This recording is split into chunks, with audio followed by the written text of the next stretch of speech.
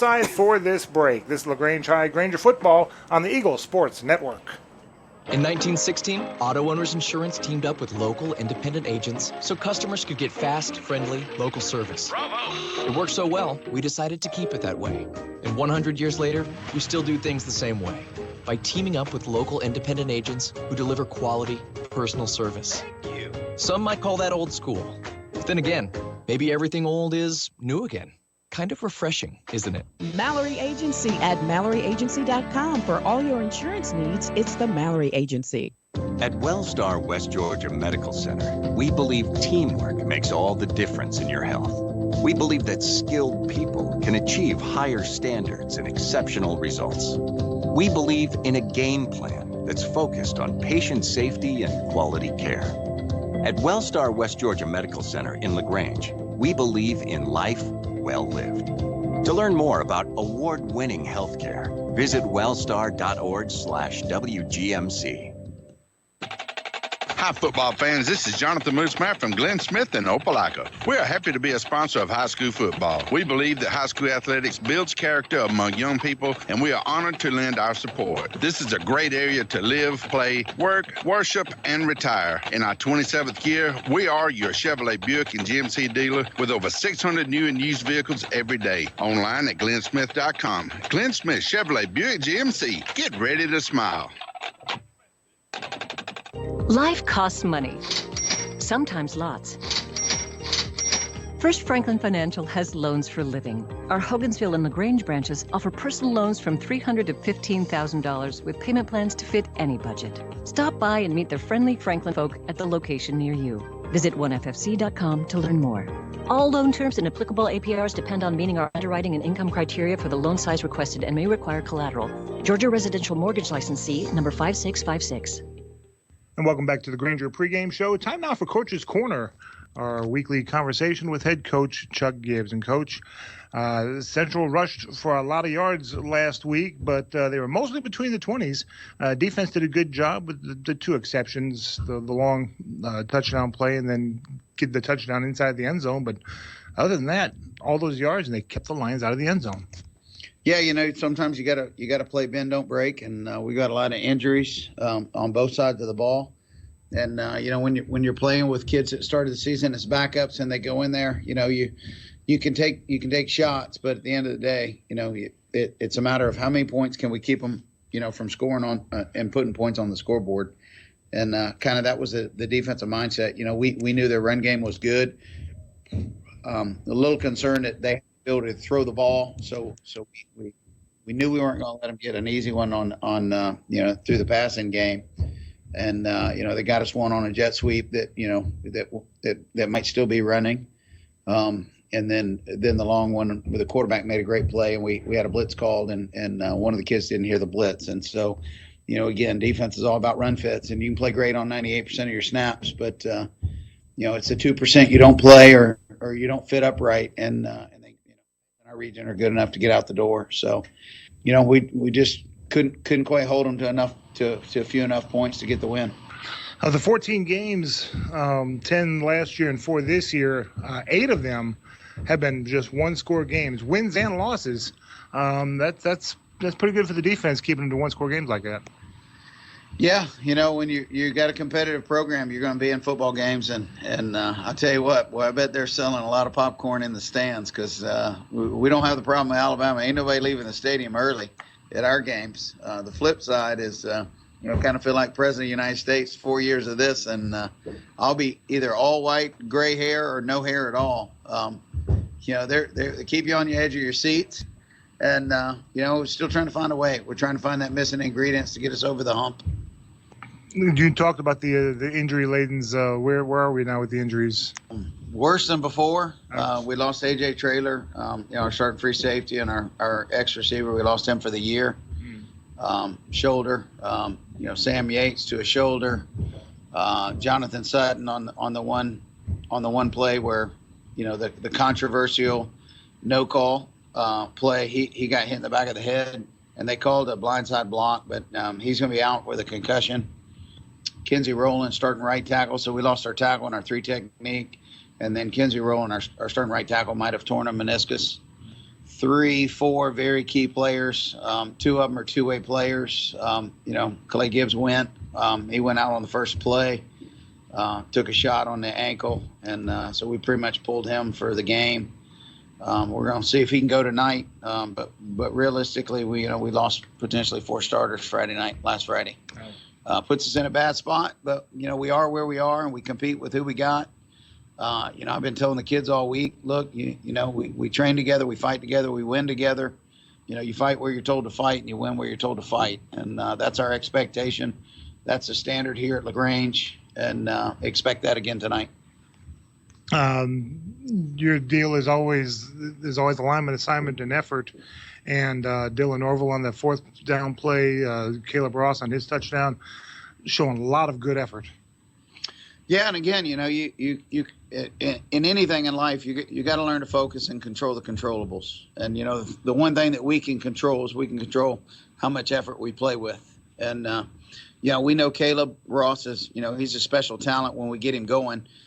We just got to get him going, and that's through coaching and repetition, and him being here. Dylan Norvell, exceptional effort on the 4th down play, imposing your will on your body and willing yourself to get that first down.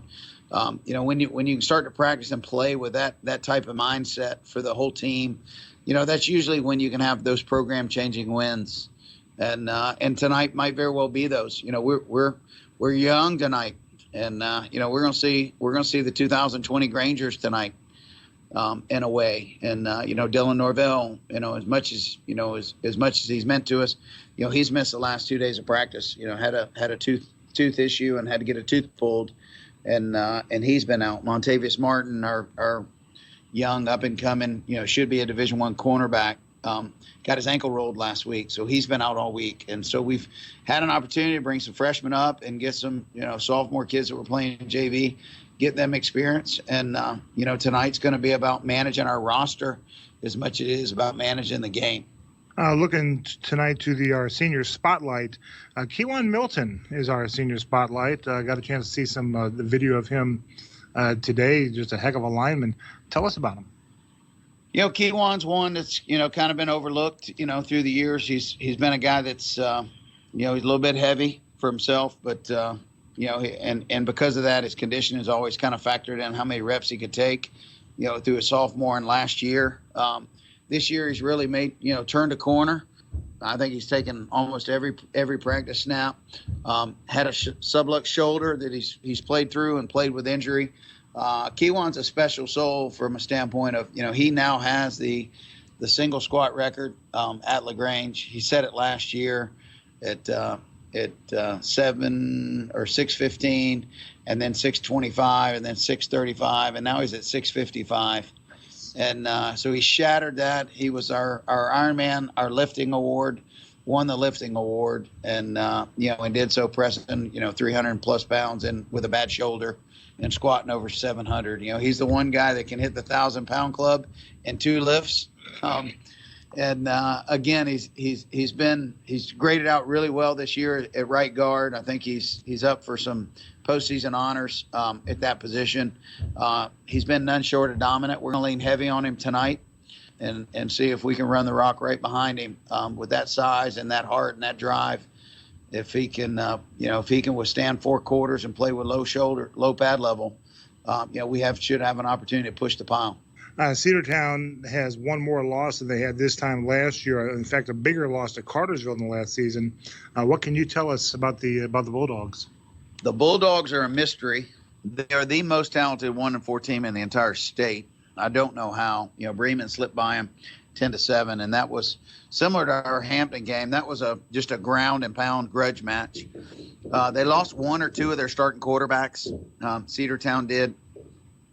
Number 3's turned around. I think he's probably their 3rd quarterback. Great runner, great athlete. He's a great cornerback. He's probably their best in their secondary. That they've been working him. Anytime you've got a Kobe Pryor who, if Kobe was in Troup County, he'd be the most decorated athlete in Troup County. He's Clemson's number 1 running back selection for the class of 2020. The kid power cleans about 365 pounds. He'd be the strongest kid in any of the football programs here in Troup County. And they've had the ability to move him from Mike linebacker, which he played last year, up to defensive end.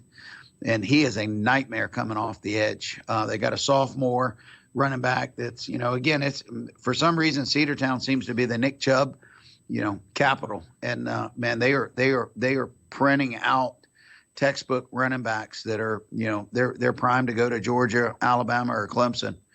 And they got a sophomore that's 6'2", probably 210, 215, that reminds you a lot of Charlie Dixon from Callaway.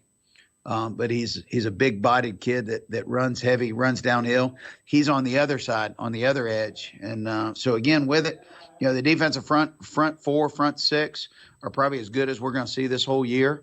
Cartersville struggled to run the ball against them last week. Bremen struggled to run the ball much against them, 2 weeks ago, and those were both pretty close losses. Their offense has struggled a bit because they've lost, probably their top two quarterbacks, and they've been pretty much one-dimensional. And even though Kobe's, standout running back, you got to have 11, and it takes 11. And so, I think they're banged up, and I think we're banged up. And tonight, I think Coach Kelly and I we're going to be managing our rosters. We're going to be managing the game and pick and choose where you can take shots. And the key to beating them? I think the key to beating them, it's been the key to every one of our football games. It really, resides on our sideline. It resides with us. We have to be a better version of us than we've been and put together 4 quarters on both offense, defense, and special teams tonight. All right, good luck tonight, Coach. Appreciate it. Go Grangers.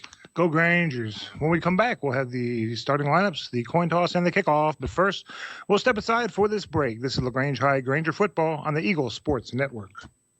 The Medicine Cabinet has been proudly serving the community since 2009. Their experienced and friendly staff are committed to making you feel comfortable and cared for. At the Medicine Cabinet, they believe that being a local, independent pharmacy allows them to provide health care and compounding services that are customized to meet your every need. They invite you to come and see for yourself when you're there. You're a part of the Medicine Cabinet family. They will do everything they can to make you feel right at home. Locations in LaGrange on Vernon Road, Lee's Crossing, and Moody Bridge. The Medicine Cabinet on the web at medcaprx.com. Isn't life crazy? One day your fender gets dented by a runaway shopping cart. The next day, your kid's college entrance exam is a runaway success. Yes, I got accepted. But that's life. Some days you're the bug, some days you're the windshield. No worries, your State Farm agent is here in all of life's moments, the good and the not so good, to help life go right. So good day, bad day, any day, let's talk. State Farm agent Matt Orr on the square in downtown LaGrange. The month of September has arrived and our great deals at Nissan of LaGrange continue. Katie Kate's here and we are doing something special this month. The month of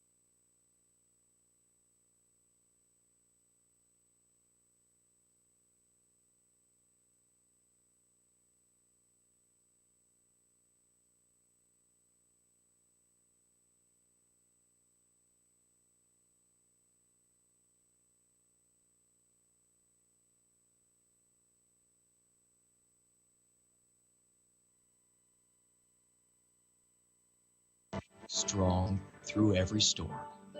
That's how it's been for our first 100 years, and how it will be for generations to come. Mallory Agency at MalloryAgency.com. For all your insurance needs, it's the Mallory Agency.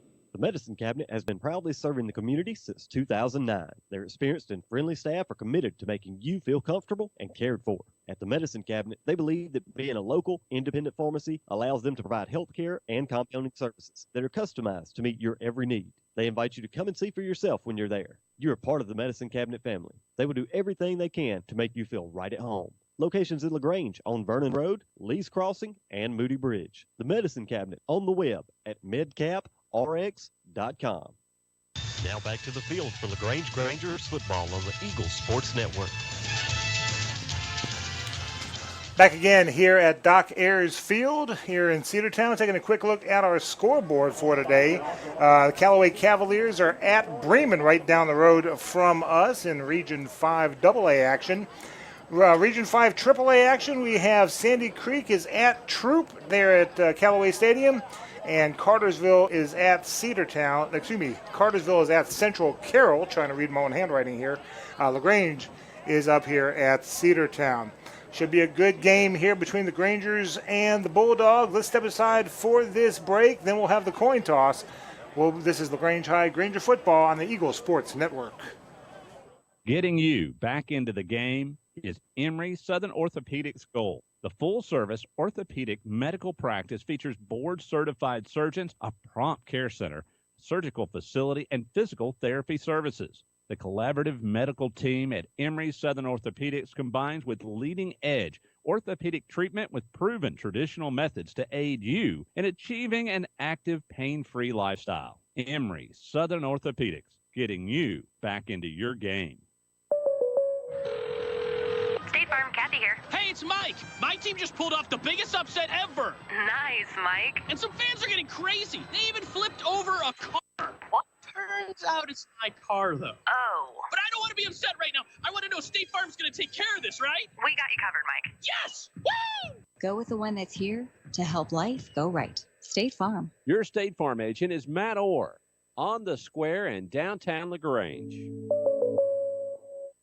Hi, football fans. Jonathan Mooseman from Glenn Smith and Opelika. We love this time of year with all the excitement of football. We also love that Glenn Smith can play a part in supporting high school sports. We salute the team, coaches, band, the cheerleaders, and of course, the families and fans. We are proud to be your Chevrolet Buick and GMC dealer with over 600 new and used vehicles every day. Online 24/7 at glennsmith.com. Glenn Smith Chevrolet Buick GMC. Get ready to smile. You want pizza. Your whole family wants pizza, but you want it your way, and the kids want it 3 different ways. So what do? You need Your Pie in LaGrange on Bull Street, because at Your Pie, you get your own pizza pie, made just for you. Add as many toppings as you want, and the kids make theirs as wacky as they like. Then you enjoy your pizza at Your Pie while your family debates what your youngest ordered. Is it a pizza or a new dish altogether? Your Pie, Bull Street, downtown LaGrange. Now back to the field for LaGrange Grangers football on the Eagle Sports Network. Back again here from Cedartown as the Grangers getting set to take on the Cedartown Bulldogs. The captains for the coin toss was number 2, Jaquavius Bowles, number 14, Charles Crawford, number 19, Sam Yates, and number 50, Jamari Cameron. And coach, the Grangers won the toss, deferred, and so it will be the Grangers kicking off for the first half. You know, I want to comment. The captains, you know, they're there for a reason, and I know the staff's very proud of them, and the families are proud of them. The number 50, Jamari Cameron, I want to point out that he has just made an exceptional comeback to his high school career, in that he had gotten behind a little bit in his schoolwork, and he got determined and really set some goals for himself, and he has put himself in position to be a starter and a captain on the football team.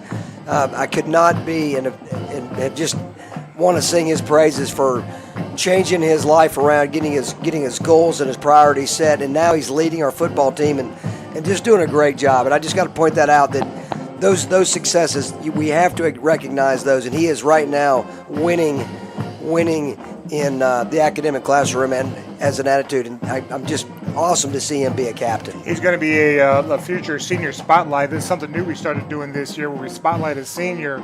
And last week was just floored me with Cole Crawford and the work that he does off the field. Absolutely. That's just fantastic, and love hearing stories like that. You know, and I'll finish on Jamari, but I wanted to brag on him. And, of course, we could brag on all of those captains. Yeah. And because all of those young men are just fine young men. Jamari's father, Ronaldo Edmondson, played for us back in the 90s and was a really nice player and a good player for the Grangers. So I know he's proud. Yeah, no doubt. Grangers in the road whites with the blue numerals, the white pants, the blue piping, of course, the silver helmets with the Granger star. They are getting set to kick off. Cedartown in their red jerseys with the black numbers, kind of the off-white gray pants and the gray helmets as well. So we're about to get started. There's the kick. It is just a bouncer rolling up to about the 10-yard line, to the 15, to the 20, coming to the near side, 25 to the 30. Still got room to the 40. Finally slowed up and spilled about the 45-yard line. A good run back for the Bulldogs. Yeah, that was number 5, Chadrick Neal. Looked like he had a really nice run. So Cedartown will set up 1st and 10. And actually there's a flag, a hold, called around the 35-yard line, so that'll back them up. That's one thing besides close wins and close losses that Coach Gibbs mentioned about giving coaches gray hair. It's penalties that, could have started at 1st and 10 at the 45. Now it's going to be 1st and 10. Looks like it's going to be around the 25. That's certainly going to help us. Caleb Sahar was our kicker, and that kick was it rolled kind of funny, and the guy picked it up, but he had a nice run. But unfortunately, they had a hold. Yep. And fortunately for the Grangers, it moved him back. So Jaden Johnson at the quarterback spot. And he's going to pitch it to Kobe, and he's a big monster back there, and he's got speed to the 30, to the 35. Still on his feet to the 50, to the 40, to the 30, and then out of bounds just short of the 20-yard line. Kobe Pryor, the commit to Clemson. Yeah, first play he got it up through the middle, and then cut it back to the left, and really turned it on. And we missed a few tackles. He looks like I envision Earl Campbell probably looked like in high school. Just a big, solid tree trunks for legs. He's going to be a load to bring down. I think his weight's about 220. They're going to hand it to him again on the right side this time, to the 20, to the 15, to the 10, lowers his shoulder. Finally, Quay Bowles knocks him out of bounds inside the 10 near the 5. There was a flag and a hold that's going to help the Grangers back at the line of scrimmage. And here's why I'm going to have to start paying attention. It is Breast Cancer Month, and, of course, the officials throwing the pink flags, and I don't see those pink flags very easily on the field, but glad you pointed that out. Well, they ran a little jet sweep right there. They got to the outside, and it was very effective, but obviously they had the hold, which gave them the advantage. So they replay the down. 1st down and about, I'm going to say 22 by my math. First and 20 from the 35-yard line.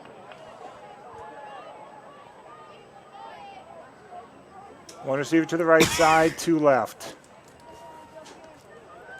And they're going to get to Pryor again across the 35 to the 30 to the 25, just straight up the middle this time. Up near the 18-yard line. Yeah, it looked like they were in kind of a power I-type offense, and they came right up the middle. Coach Gibbs said off air that he expects them to throw the ball maybe 3 or 4 times this whole game, and they haven't thrown it yet.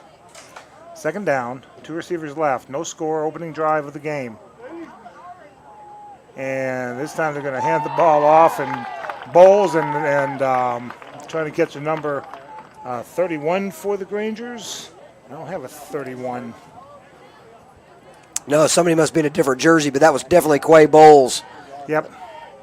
21, my mistake. That was 21 there. David Paredes also in on that tackle. Okay, there you go. Yes, David's a good young player. Yes. Ball spotted at the 22-yard line for a loss of 4.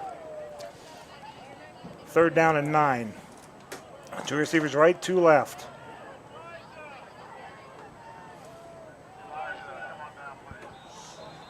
And motion. Let's see if he was drawn. I don't believe he was. Nope, it's going to be against LaGrange. I'll mark off 5 yards on the offside. Ball spotted about the 17-yard line. We are trying to get the jump, but we've got to watch the ball. That's not the penalty, being aggressive, that we want. Certainly understandable, as their number 3 has been very effective in the few runs that he's had. Yep. Johnson in the shotgun. Going to keep the ball on the option, and he's going to be brought down. Good stop by the defense. Stops him at the 15-yard line. I didn't get, this wasn't Pryor who carried the ball. I didn't see the number. It was number 3, Jaden Johnson. Johnson kept it himself. Okay. And now Pryor's back in there. Ball spotted at the 15-yard line, so they're going to go for it on 4th down and about 2. My money's on giving it to Pryor. Let's see. Yep. They're going to give it to Pryor. He fumbled it. There's a fumble. Ball's on the ground. We may Let's have the see ball. Who has it? Doesn't matter. It's 4th down anyway. But we do come up with it. I think it was David Paredes. Yep. It is a fumble. So Rangers will have the ball 1st and 10. 8:58 left to go in the first quarter. No score. Granger's opening drive will start 1st and 10 at their own 19.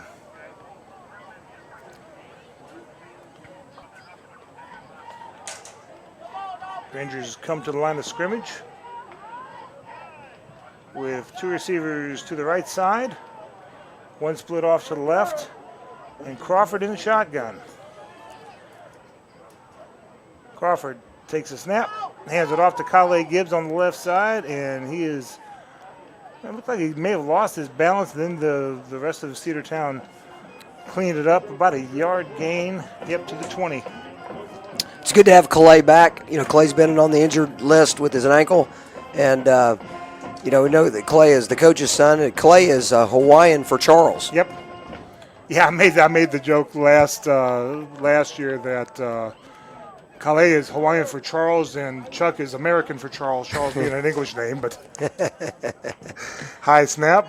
Crawford brings it down, looking, and down he goes. Sacked back behind the line of scrimmage to about the 11, maybe the 12-yard line. We go 3rd and long. I think that was number 27, C.J. Washington for Cedartown. He came around off the backside pretty fast.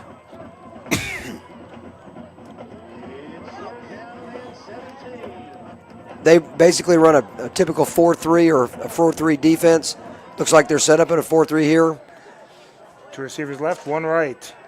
Crawford looking under pressure and incomplete. Had a defender all in his face. He was able to get the pass off, but incomplete. So it's a 4th down play now, and the Grangers will punt.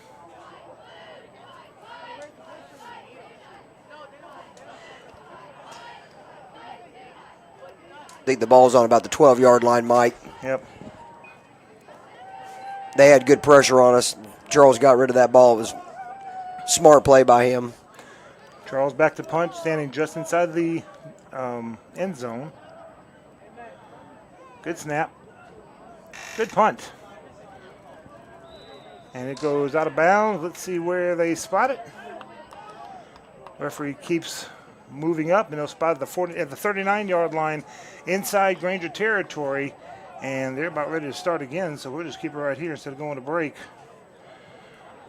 7:37 to go in the first quarter. No score.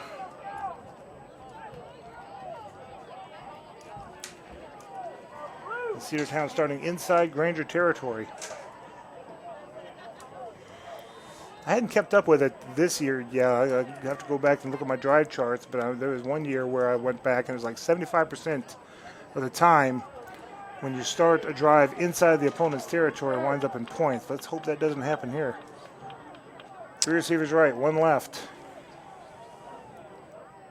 Man in motion, they're going to do the jet sweep to the right side, to the 35, to the 30, first down, and he's going to get into the end zone. And again, that was number 6. Ran a little jet sweep to the trip side, hit number 6. DJ Frazier, there you go. And he turned it. He literally turned the Jets on. Dylan Norvell, the free safety, had a chance to get him, but he got through his hands.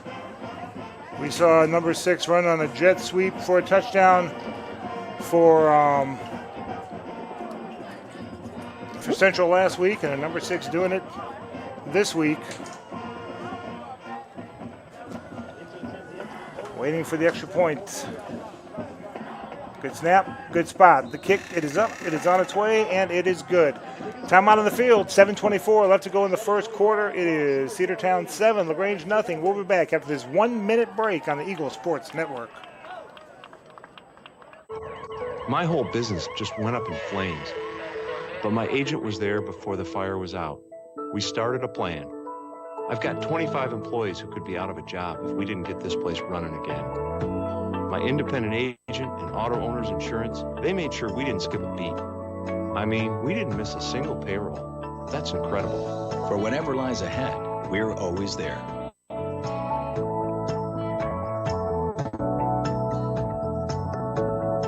Hi friends, TODD Tide Parish at LaGrange. Whether it's the Dogs, Tigers, or the Tide, the best part of the big game is tailgating. This season, do it in style in the 2019 Kia Sorrento L. Plenty of room in the front for the fans and lots of space in the back for the grill and the groceries. Drive one away today for only $23,990. And don't forget that October is Breast Cancer Awareness Month. Shop us online at KiaLaGrange.com. Help support your local economy. God bless America. Stop number 1154. See for complete details. There's 103119.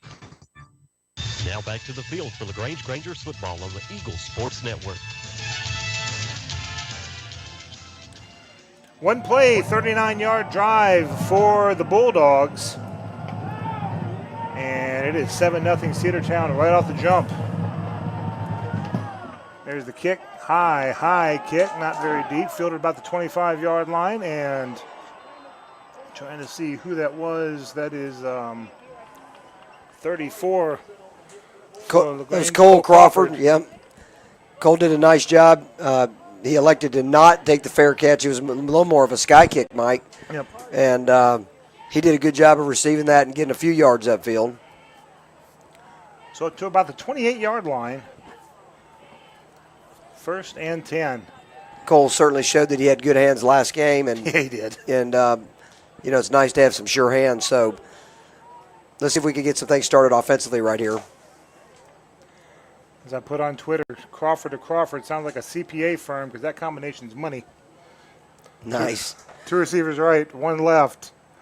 Calais Gibbs on the left side, and good pursuit by Cedartown for not much of a gain, if any. Nope. 2nd down.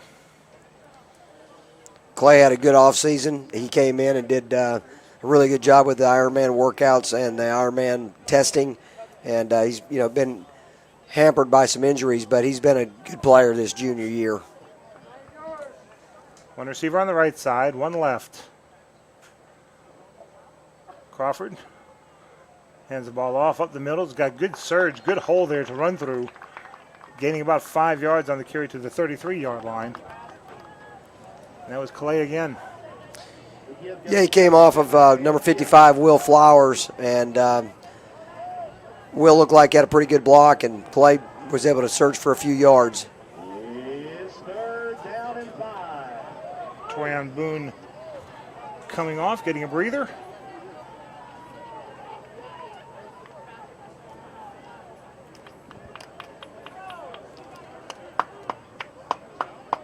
Two receivers to the right side, 2 to the left.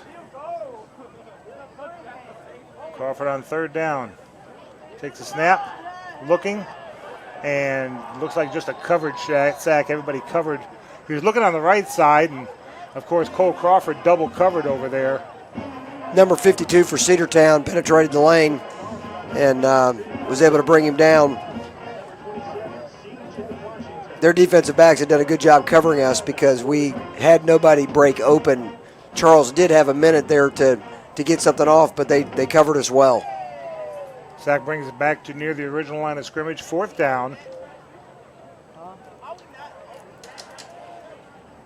Coach Gibbs said their defensive backs are a lot better than their receivers, and that makes sense. You know, little high snap. Good job by Charles. He leaped way up to snare the ball, got the punt off. It's fielded at the 30-yard line up to the 40, to the 50. Bounces off a tackler to the 45, and then brought down near the 43-yard line. And of course, that's Kobe Pryor. You know, in talking to Coach before the game about Kobe Pryor, you know, there's nothing but praise and complimentary remarks in regards to his play, and so far we've seen that tonight. He's very powerful. Yep. Starting at the 44-yard line inside Granger territory. That's going to be interesting to see, you know, next year, Trevor Lawrence and Kobe Pryor playing for Clemson.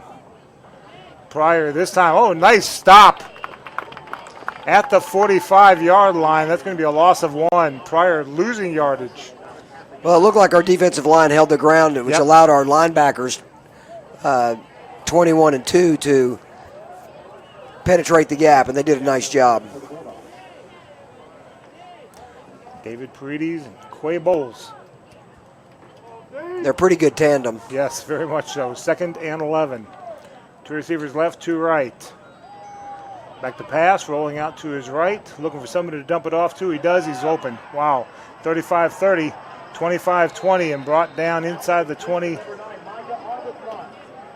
Number 9. I don't have a 9. It's brought down to about the 19-yard line and a 1st down. Yeah, the quarterback did a nice job. Jaden Johnson did a nice job of dropping it over to number 9, sitting right there in the flats. 1 receiver to the right side, 2 left. Johnson in the shotgun. Man in motion. Going to give to Pryor. Oh, nice stop and go. And Pryor's going to be brought down inside the 15 to about the 14-yard line. He stopped, waited for a seam, and then found a hole and ran through it and got about 5 yards out of it. Number 53, Elijah Quimbayo, snagged him down. He had about 5 yards by the time we did drag him down, but it's still a nice grab by Elijah. 7-0 Cedartown. Coming up on 3 minutes to go in the 1st quarter.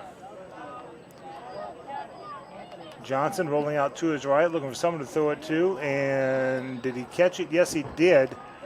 But dove for it. So being he's here in high school, once you're down, you're down. Well, they secured the 1st down on that drop, and it looks like it's going to be on about the 6-yard line, I think.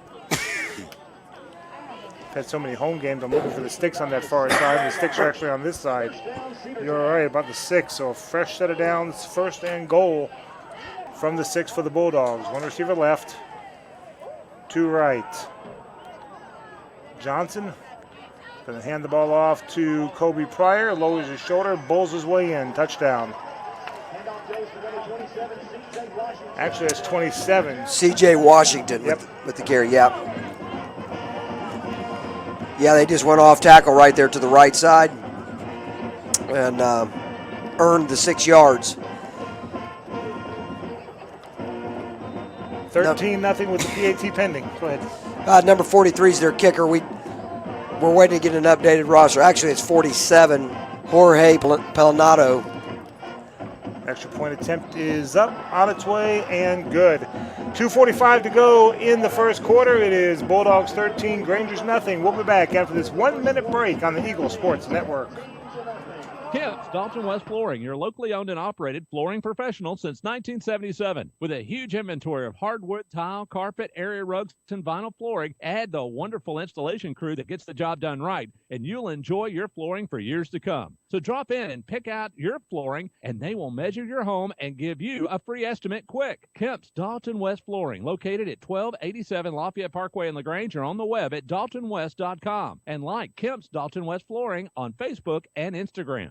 Hi, friends. TODD Tide Parish at LaGrange. Whether it's the Dogs, Tigers, or the Tide, the best part of the big game is tailgating. This season, do it in style in the 2019 Kia Sorrento L. Plenty of room in the front for the fans and lots of space in the back for the grill and the groceries. Drive one away today for only $23,990. And don't forget that October is Breast Cancer Awareness Month. Shop us online at KiaLaGrange.com. Help support your local economy. God bless America. Stock number 111754. See Kia of LaGrange for complete details. Expires 10/31/19.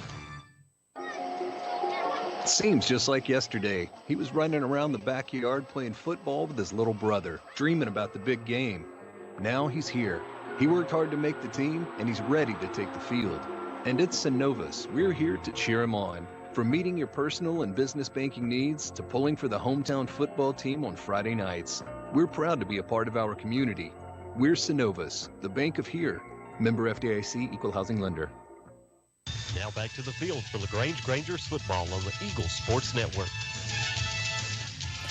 5-play drive going 44 yards. Touchdown run by C.J. Washington. That point is good. It's 14-0.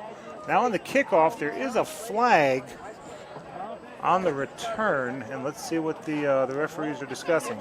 Well, I'll tell you what they are discussing. It was a sky kick. Our guys are claiming that they called a fair catch, and they hit us on the fair catch. I'm not sure if that's what's going to be called, but that's what our guys were trying to get across to the officials.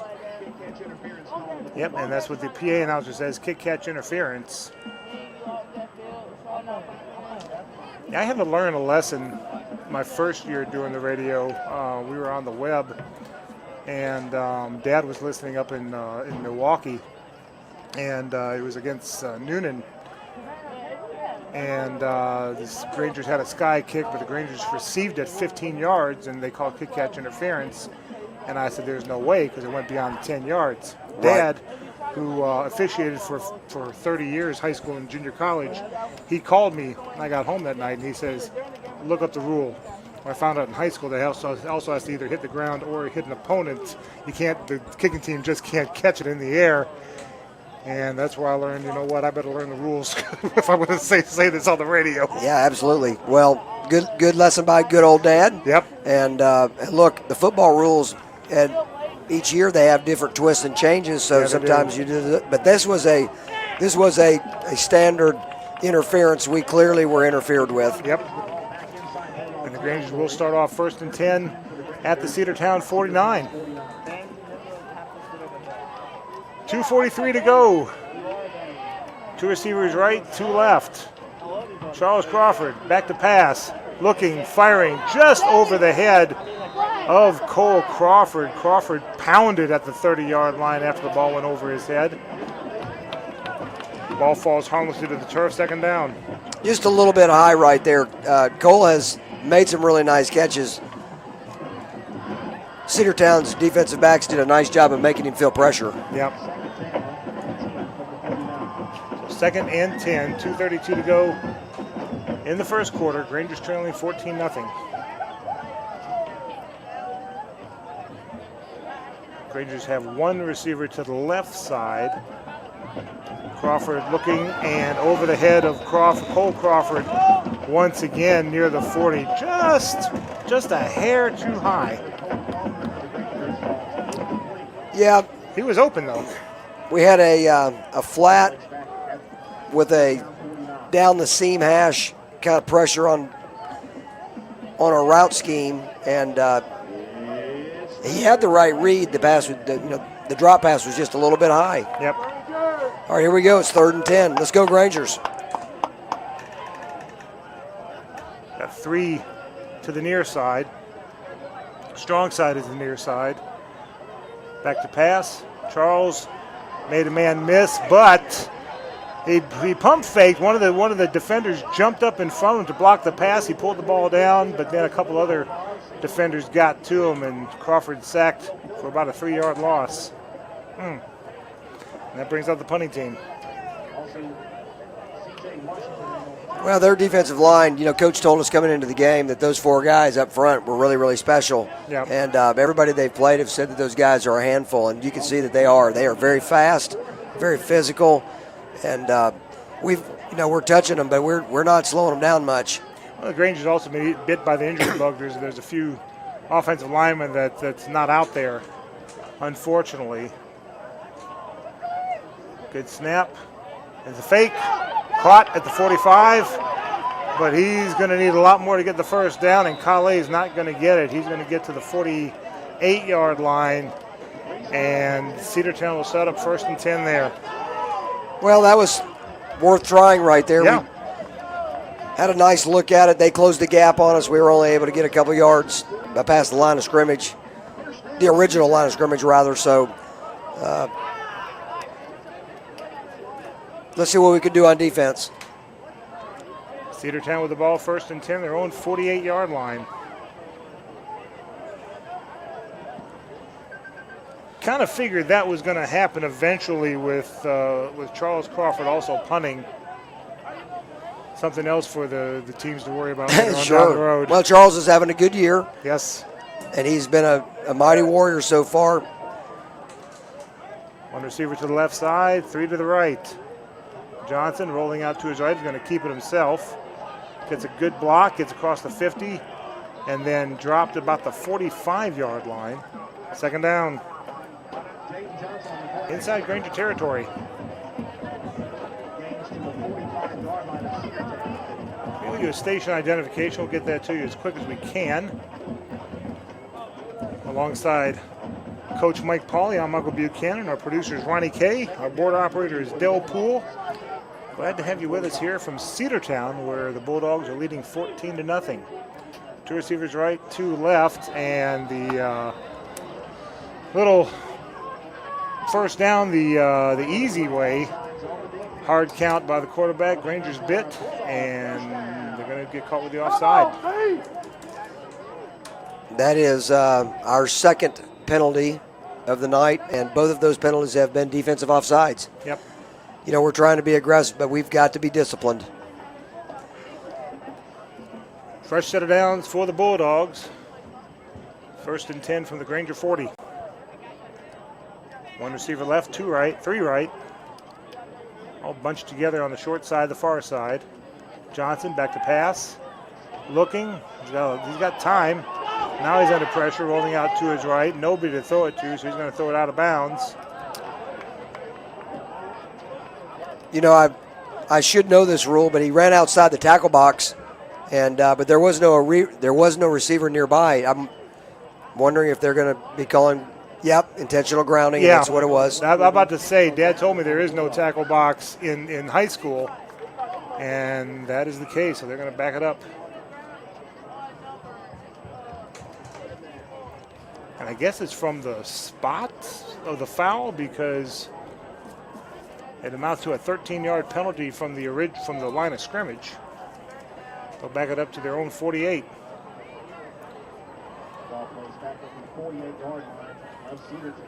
Well, that was the original, close back to the original line of scrimmage, correct?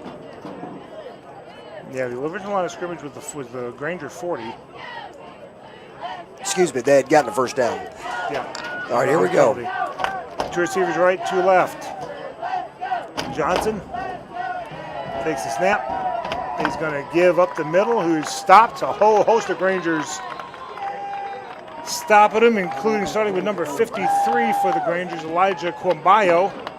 And that's going to be the end of the first quarter of play. With your score, Cedartown 14 and LaGrange nothing. We'll be back for the second quarter after this 1-minute break. This is LaGrange High Granger football on the Eagle Sports Network.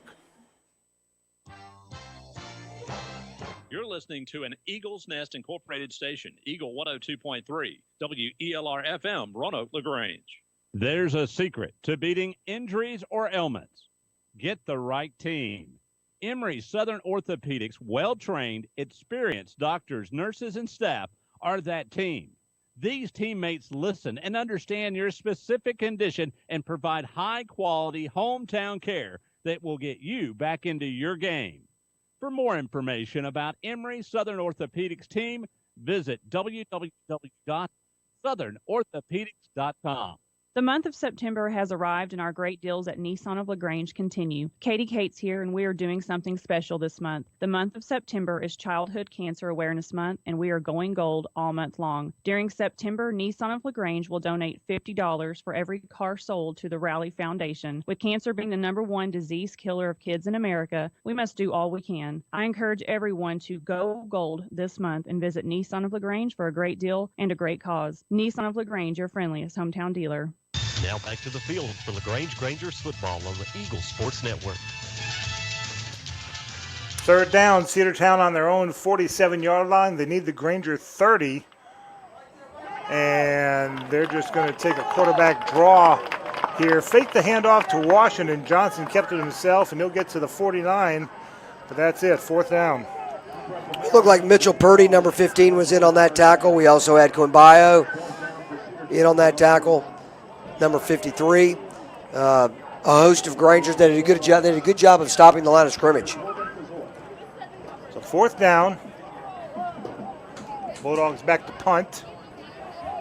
We've got Dylan Norvell, who's wearing a different jersey tonight. It's number 17.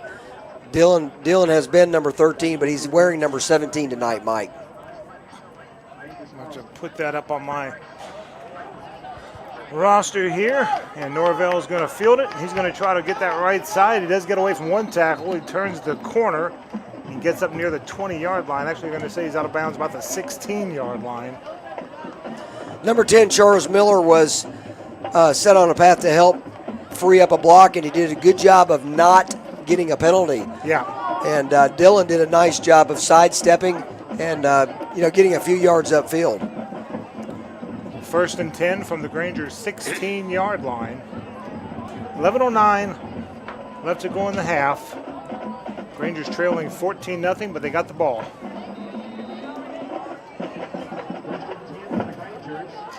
Caleb Ross out there in the running back position this time. Caleb had a dandy touchdown run last week. He was dead to rights and just a sheer will. And now I believe that's an offside. No, LaGrange is going to call a timeout. We'll take a 30-second timeout with them. 14-0 Cedartown. Back after this 30-second break on the Eagle Sports Network. At Wellstar West Georgia Medical Center, we believe teamwork makes all the difference in your health. We believe that skilled people can achieve higher standards and exceptional results. We believe in a game that's focused on patient safety and quality care. At Wellstar West Georgia Medical Center in LaGrange, we believe in life well lived. To learn more about award-winning healthcare, visit wellstar.org/W. LaGrange Grangers football.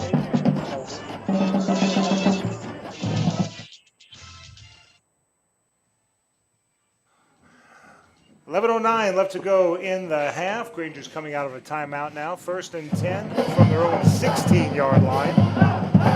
Granger's trailing 14-0, but they got the ball. First and 10 for the Rangers at their own 16. Two receivers to the left side. Crawford will hand the ball off to Caleb Ross. Turns the corner to the 20 and almost broke free. Number 34 is Dorian Gibson, the defensive end. If he hadn't have got an ankle there, Caleb might still be running. Yeah, it was really a nice play. That ball got outside their end, and Caleb just about broke free. He did. 5-yard gain for the Grangers, 2nd and 5. One receiver to the right side, one left. Gonna give it to Caleb again, fake me out. I thought it was a fake, and I saw Charles roll out to his left side, but actually did give it. There is a flag that came in late, Mike, coming in from the back, and I'm not sure if they're going to call a personal foul here. Grangers are pointing like it's against Cedartown. Let's see what the white hat says. So we've got a holding on us. Oh, okay, Mike, that we missed that. That's clearly going to be holding on LaGrange. Yep. The white hat says holding on LaGrange, so they'll mark it off to about the 8-yard line and make it the 9. Get the down back, second down. They need about the 26. 3 receivers to the left side, 1 moving out to the right. Crawford in the shotgun.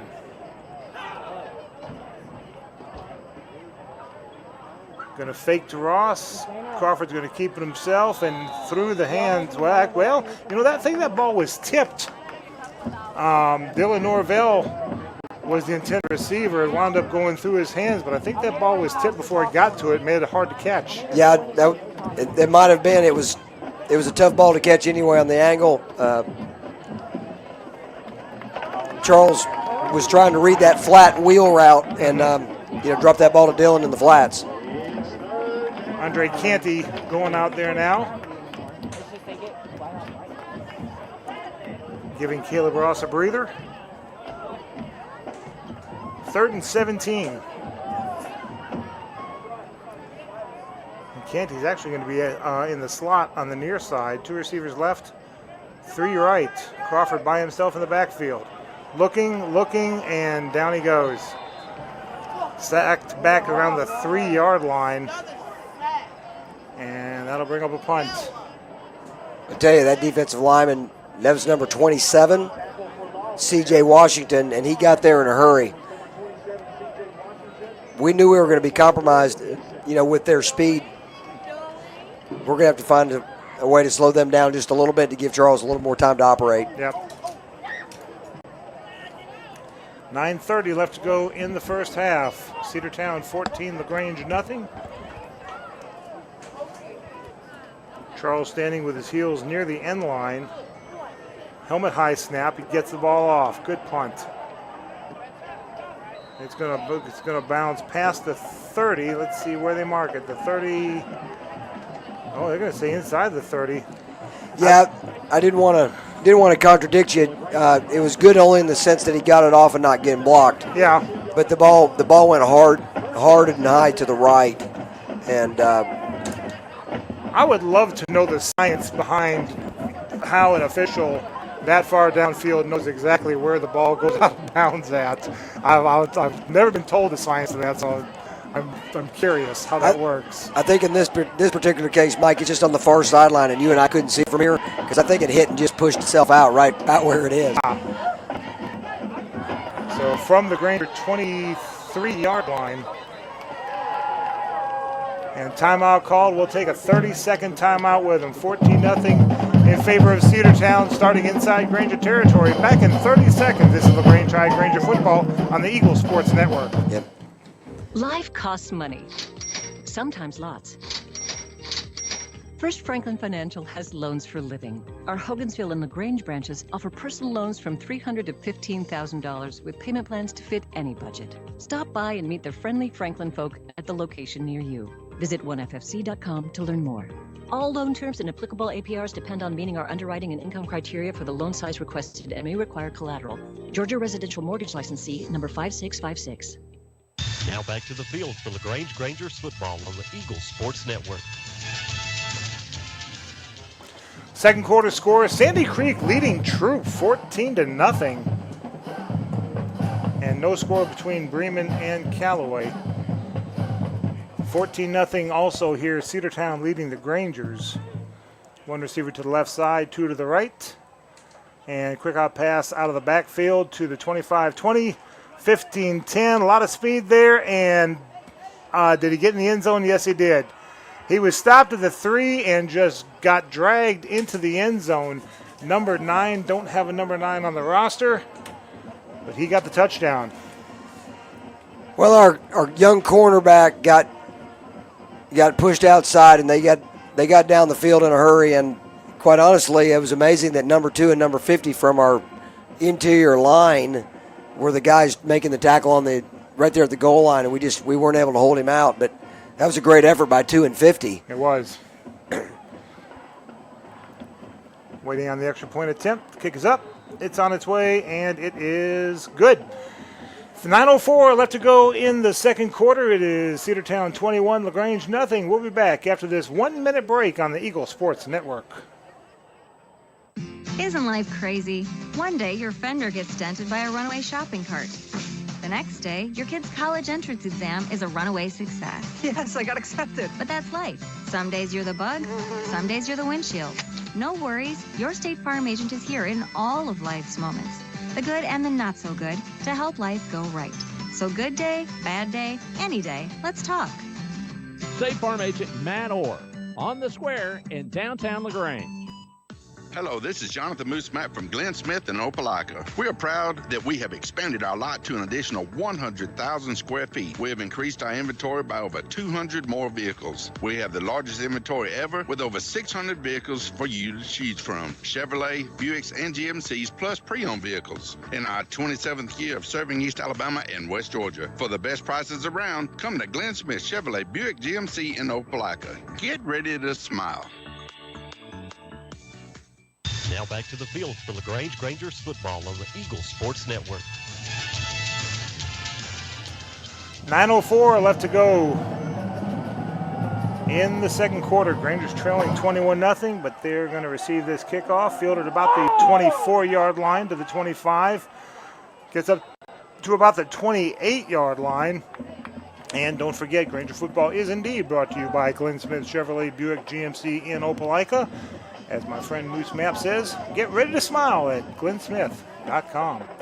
That kickoff was received by number 19, Sam Yates. Mm-hmm. Sam did a solid job securing the ball and, got, 3 or 4 yards there. But, they keep sky kicking it, so they're giving us, when you start on the 27, 28, 30-yard line, that's decent starting off a kickoff. So I wouldn't want to kick it to Dylan Norvell either. We want to take advantage now, trying to get a few first downs. Dylan has a propensity to bring it out close to midfield when he gets the Jets going. 2 receivers to the left side. And timeout called. Flag, delay of game. Our producer Ronnie Kay and I were talking earlier about the fact that there's no visible play clocks here at Cedartown, and that would definitely help. And that probably would have helped here too. So 1st and 15 for the Grangers. Oh, I'll give you the entire 50. Crawford back to pass behind Sam Yates. Everything right now is a little bit of a rush because of the defensive pressure on the line. Yeah. And we've just got to get a little bit of timing.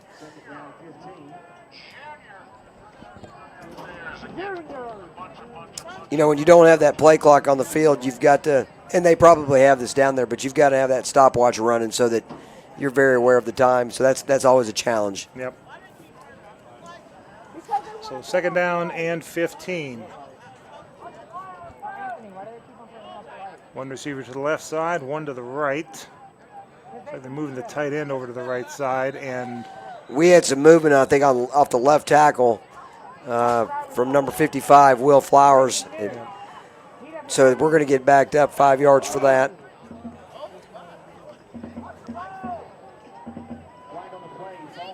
'59, Kewan Milton showing a little frustration out there. He's a good leader. He was our senior spotlight for the pregame interview. Well, we talk about kids who really care and have a lot of ownership in what they're doing, and he's put a lot of time in the weight room, and he's again fought for his grades. It's made his ownership high. All right, 2nd down. 1 receiver left, 1 receiver right. Caleb Ross brought down. Good open field tackle by, looks like their number 2, Kobe Pryor, in on the blitz. Number 2. Yeah. Maybe number 3. I think it was number. Out there. I think it was number 3, Jeremiah Johnson. Yeah. came in on the blitz. I'm sorry, Jaden Johnson. And Jeremiah Johnson's our guy. But Jeremiah Wright's our guy.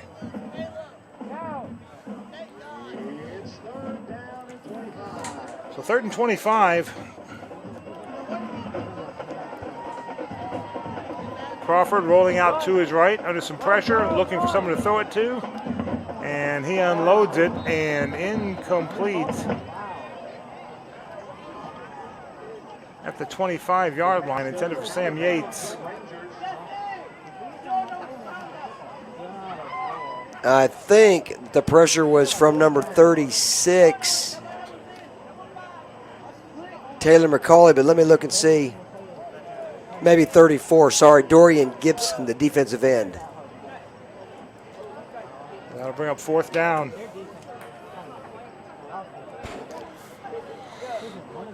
Unfortunately, the Grangers have not had a first down yet tonight.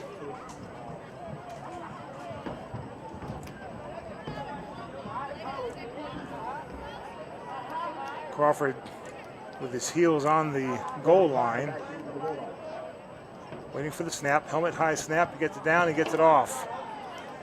This one's a good punt, but going right to Pryor, who just catches up the 45 to the 40, to the 30, to the 20, runs over a guy at the 10-yard line, brought down there. I think the ball came out, but they're saying he was down already. I think Charles Crawford actually made the tackle, our punter and quarterback. And we had a couple guys get down the field that were in position, but Pryor made us miss. Yeah. And he's a good runner. Once he gets ahead of steam, watch out. He is a special athlete, I can tell you. They'll stay at the 9-yard line, so 7:30 left to go in the game.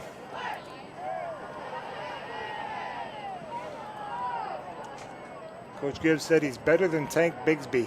Wow, that's saying something. Well, he's certainly putting him in that class, and, you know, the young man's committed to go to Clemson. And they're going to give it to Washington, who's going to do the sweep to the left side in for the touchdown. C.J. Washington on the 9-yard carry.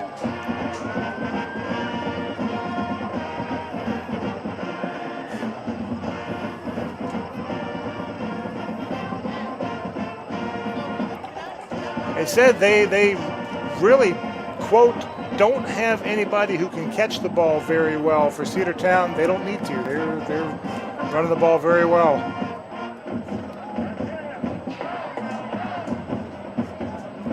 Waiting on the extra point attempt. And timeout called. We'll keep it right here. 7:22 left to go in the, actually, tell you what. The way this is shaping up, we better take a 30-second break here. 30-second timeout, and we'll be back. 27-0 in favor of Cedartown with the PAT pending. This is LaGrange High, Granger football on the Eagle Sports Network.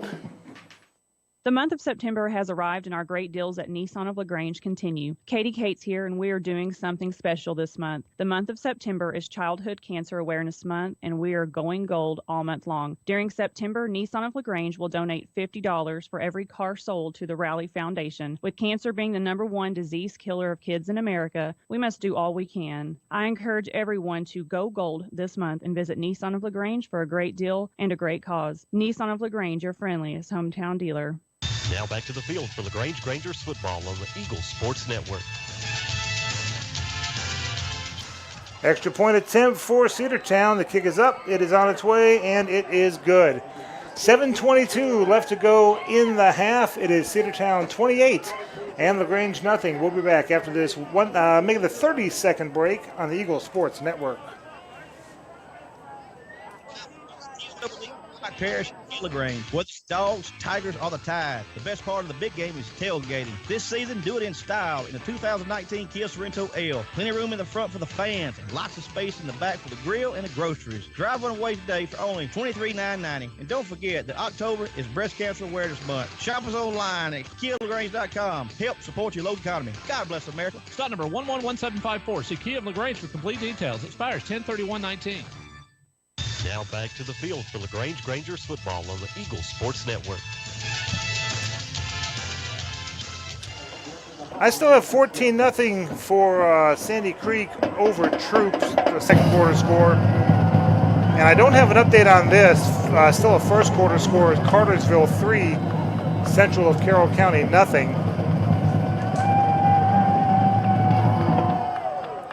And the kick is fielded inside the 20-yard line, and Andre Canty's brought down just short of the 25.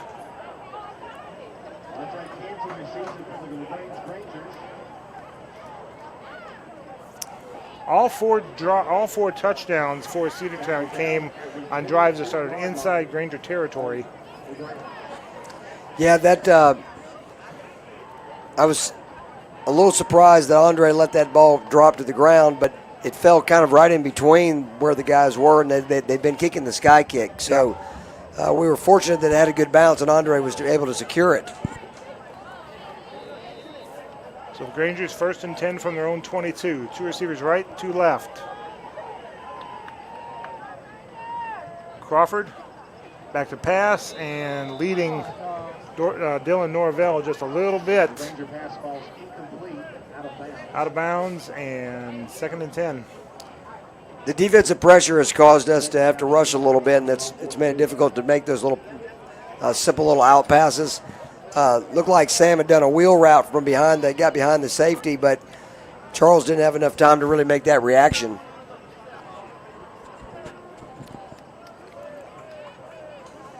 So Rangers 2nd and 10, 2 receivers left, 2 right. 28-0 Cedartown. Rangers, Charles over the middle and incomplete. I mean, there's 5, 6 DBs covering 4 players. Yeah, the intended receiver there was Charles Crawford. I think you may have said that. That was about a 15 to 20-yard pass attempt up the middle. Yep. And just a little overthrown. Their number 6 had his hand on it, and he's holding his left arm. I think he got caught kind of on an odd angle. There's DJ Frazier.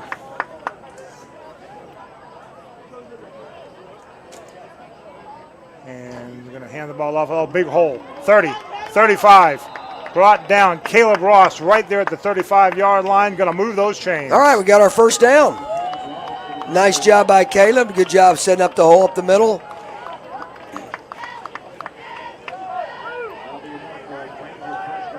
Actually spotting at the 34.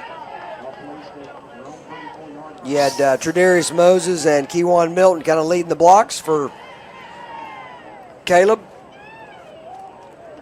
2 receivers to the right side, 2 to the left. Crawford takes a snap. Looking, some big-time pressure, and down he goes. He was chased almost into the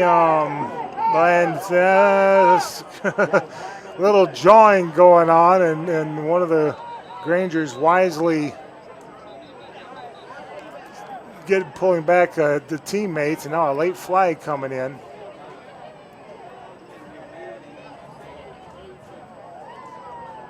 And let's see what that's about. Unfortunately, it looked like the center, Crawford was kind of running away from a defender and almost tripped over the center. Let's see what the flags are about. Probably unsportsmanlike conduct. You can tell the white hat referees writing into his notes. Unsportsmanlike conduct in high school football is kind of like a yellow card in soccer. You get 2 of those and you're ejected. See, dead ball foul, unsportsmanlike conduct against Cedartown. Well, it looks like it might be offsetting penalties, mightn't it? He only showed the 1. He didn't point toward LaGrange. Okay, you're right, Mike. By the reaction of Kewan Milton, number 59 on the Grangers. So spot at the 43-yard line of the Grangers. Not enough for a first down. It's not an automatic first down in high school.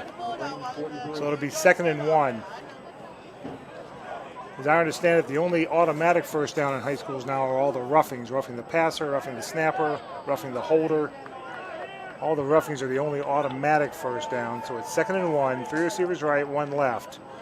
Crawford's going to hand the ball off to Andre Canty, who is dragged down for a 3-yard loss back at the 40. This is a penalty on the Grangers, and I'm thinking it's probably a hold.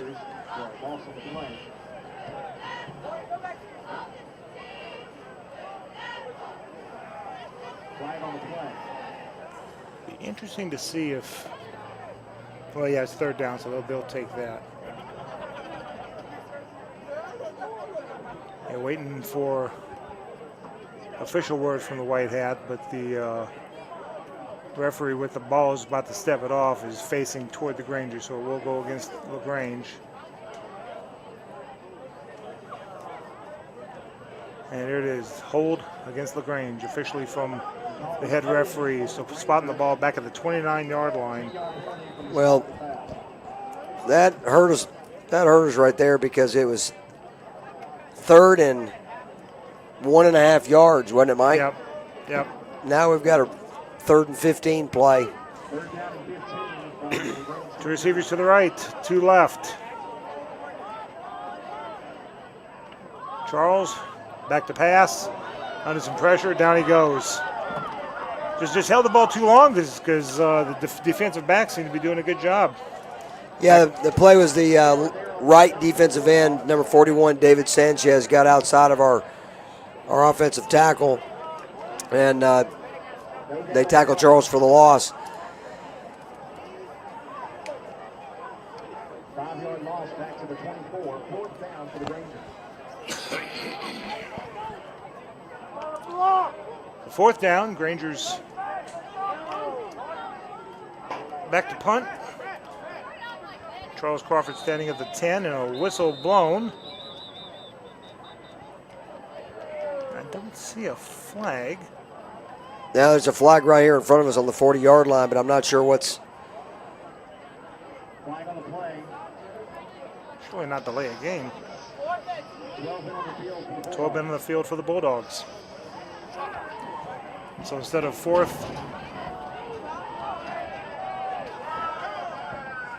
and 20, now it'll be 4th and 10.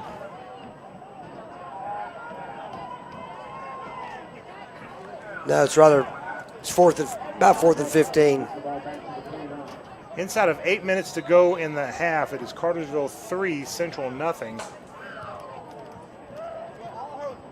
Nope. High snap over the head of Crawford, going into the end zone, and it's touched the back line. It's going to be a safety. It's going to be a safety. Yep.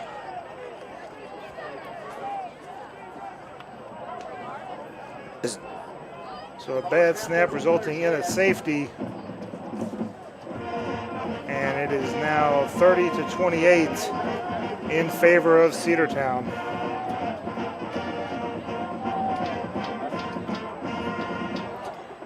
.442 left to go in the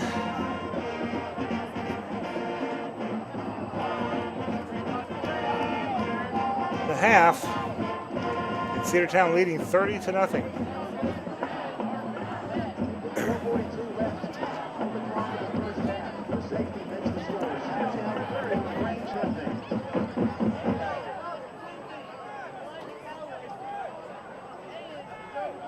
Coach, it's tough game. Cedartown's got some good horses, and LaGrange is riddled with some injuries and just can't seem to get an answer. Yeah, right now we're having a really difficult time matching their speed. Mm-hmm. And, of course, you know, that particular play right there, we just had a long snap that was well over the guy's head. Yeah. So Yeah. Charles Crawford could not get a hand on it. And we're pretty lucky, actually, pretty fortunate that it wasn't a touchdown. Yeah. It was a good effort by Charles to. Yeah, it looked like he right there at the end. He batted the ball to make sure it went over the the end line. He pushed that ball out, and that guy, you know, by the time they recovered it, it was. And the ball's. Hey, he touched it. He did touch it, so it's not out of bounds on LaGrange. I don't see a flag, so. No, number 2, Kobe Pryor, when the ball hit, he tried to grab it and pick it up, and it pushed out of bounds. So it's going to be first and 10 for them on about the 38, 39-yard line. Yep. Looked like it was headed out of bounds. Then it did a backspin like a Todd Willis chip shot, or pitch shot rather. And they'll have the ball at their own 41-yard line. Todd Willis and all of the golfing community would only wish that they could control the backspin like that. And do we have a penalty? I did not see word from the official. I didn't either. But they're going to spot the ball at the 45-yard line inside Granger territory. Did they call it defensive hold? That's unusual because there wasn't even a return. Yeah. So Cedartown with the ball, first and 10 from the Granger 45. Two receiver right, one left. He's going to fake the handoff to Pryor. Johnson's going to keep it himself. He'll get across the 40 to about the 36-yard line, gain of 9. Gain of 9 on the play. Second down and short from the 36-yard line. Jaden Johnson on the true option. Brings up second and 1. 4:17 left to go. 30-0 in favor of Cedartown. All right, we need to regroup here. And two receivers right, one left.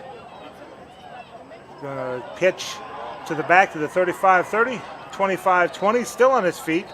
Across the 10. There's a flag thrown out there about the 45-yard line, or excuse me, 35-yard line. Yeah, I do believe there was a hold that helped spring them free. Let's see what the white hat says. I do believe that was a hold. Yep, holding against Cedartown, and that'll back it up. Flag is about the 29. That'll bring it up to the 39-yard line.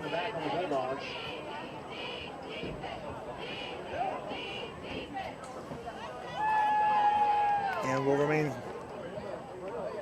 second down. Second down and 4. They need the Granger 35.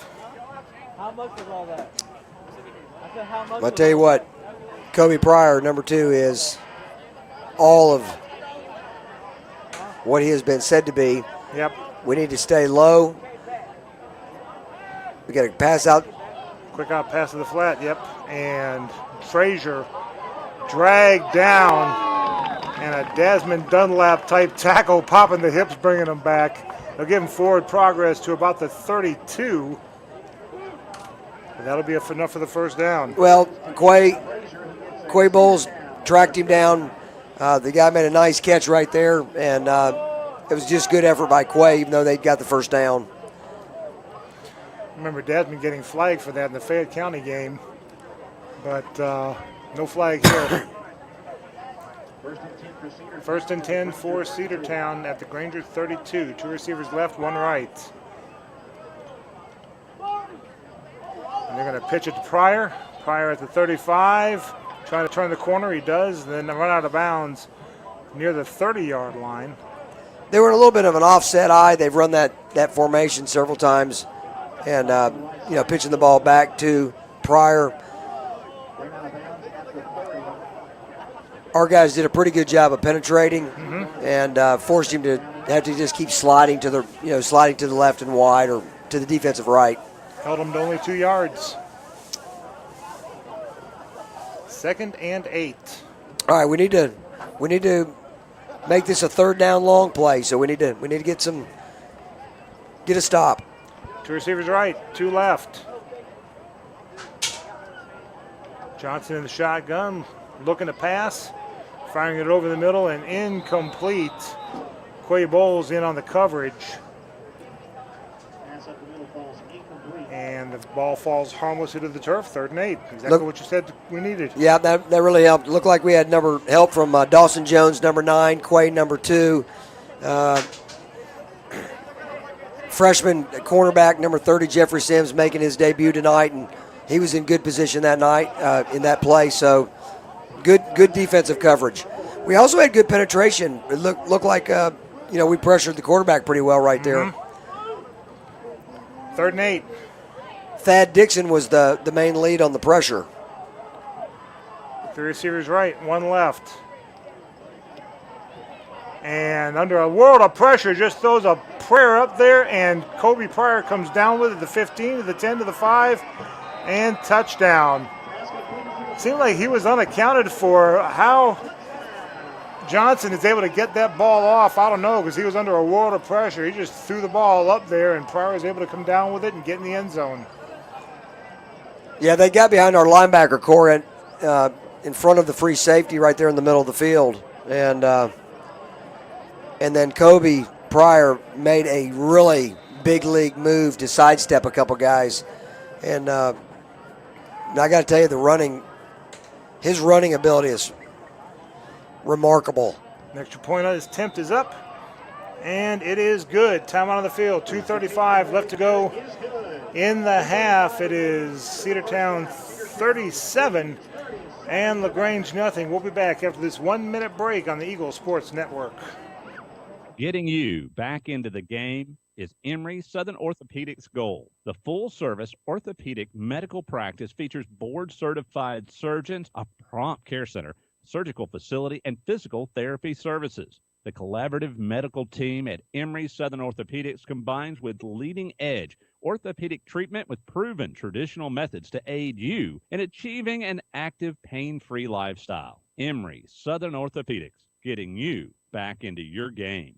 The month of September has arrived and our great deals at Nissan of LaGrange continue. Katie Cates here, and we are doing something special this month. The month of September is Childhood Cancer Awareness Month, and we are going gold all month long. During September, Nissan of LaGrange will donate $50 for every car sold to the Rally Foundation. With cancer being the #1 disease killer of kids in America, we must do all we can. I encourage everyone to go gold this month and visit Nissan of LaGrange for a great deal and a great cause. Nissan of LaGrange, your friendliest hometown dealer. Now back to the field for LaGrange Grangers football on the Eagle Sports Network.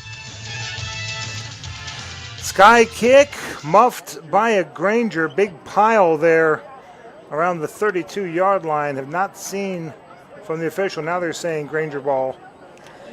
Well, we're pretty fortunate to come up with that ball, number 26. Valshawn Patterson, a freshman, came up with the ball. I was trying to see the number.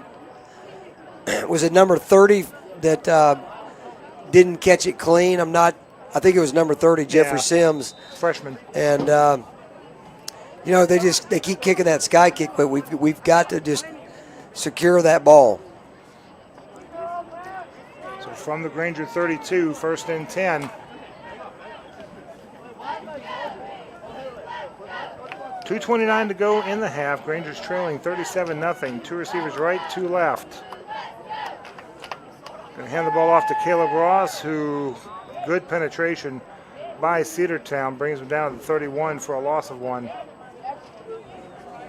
Yeah, we were talking during the break about mercy rule. It's not a guarantee mercy rule for the 3rd quarter. It's up to the losing coach. It's up to Coach Gibbs whether they do the mercy rule or not, a running clock basically. With the injuries, I would suspect he would, but the next game I coach would be my first. 1 receiver right, 2 receivers right, 1 left. Crawford rolling out to his right. And just overthrows Sam Yates at the 40. I have no doubt Sam could have come up with that if it was in bounds, but... Yeah, it just went a little bit right. It was about a 15-yard pass on a bootleg to the right out by Charles. Sam was coming across on a drag route, and we just right now the pressure's just a little bit much for Charles to handle the. Yep. And Charles has had a good year, and he's gonna, he is a fighter. We got to stay with it. 1 receiver left, 1 right. Give to Caleb Ross, and just filling up the holes and bringing them down for about a 2-yard loss. Well, everybody's frustrated.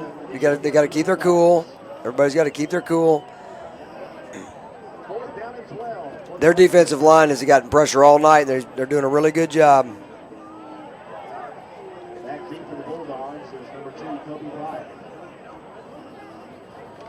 2 Back to punt.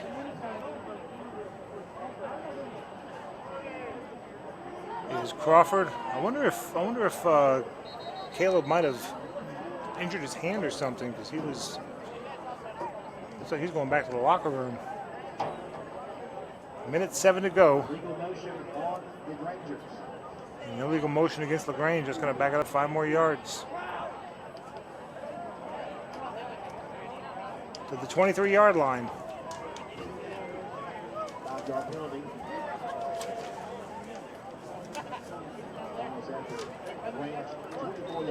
There's the ready for play whistle. Crawford set for the punt. Shoulder pads high. Snap, gets the punt away. And it is going to be touched by a Granger inside Cedartown territory, about the 46-yard line. Cedartown leading 37-0, 52.9 seconds left to go in the half.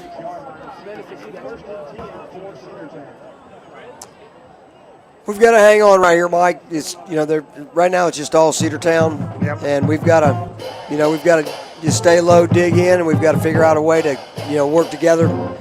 There's 11 white shirted Grangers on the field, and they've got to play together.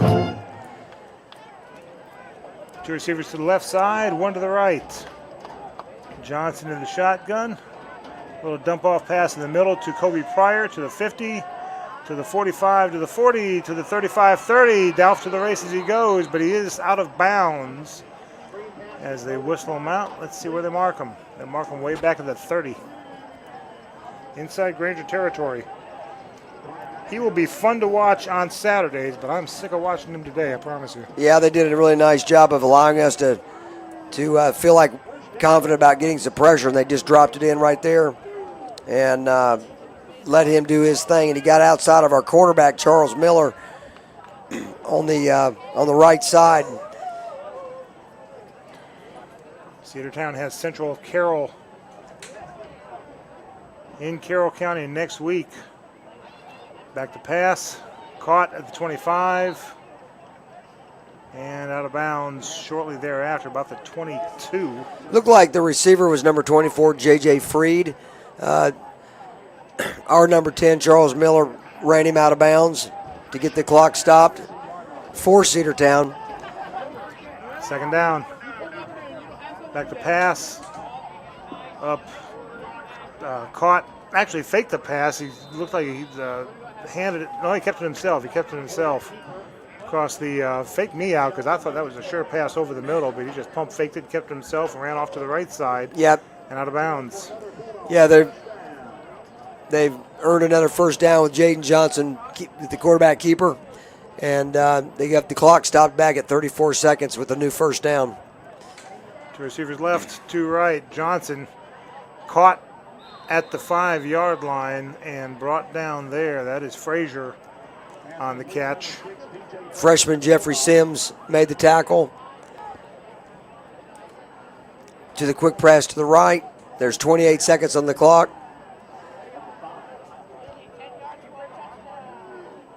Pass over the middle and caught. No. Got through his hands, Mike. I'm sorry. A little quick slant to number 13. And just got through his hands.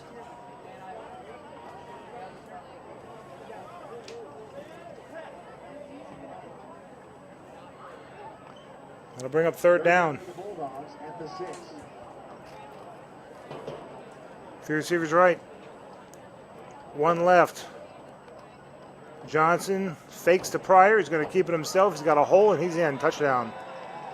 We had good pressure by Jacquez Smith, number 6, and Jaden Johnson pulled it, kept it on the dot, and the quarterback dive for the 6-yard touchdown. 18.8 seconds left to go in the half.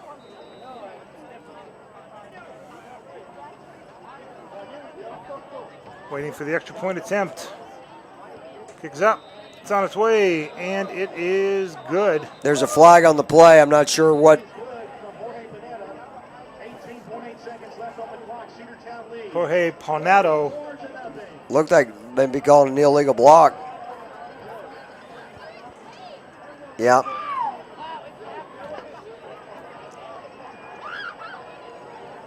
So illegal block. And both teams have come off the field.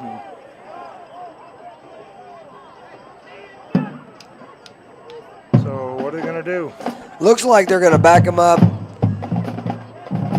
Back him up on the kickoff. Okay. I'm not sure. It was a cut block or an illegal block below the waist.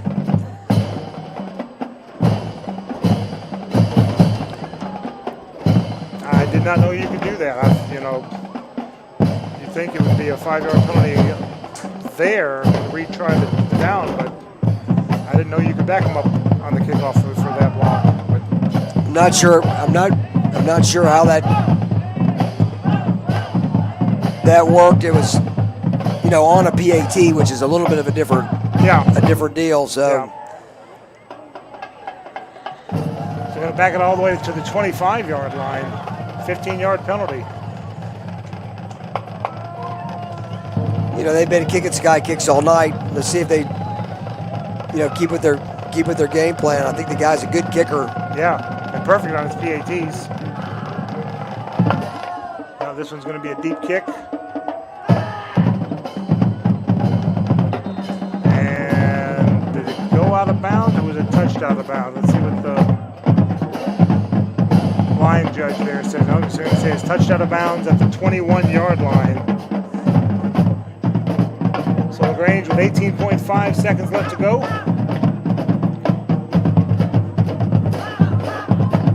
Granger band in full force.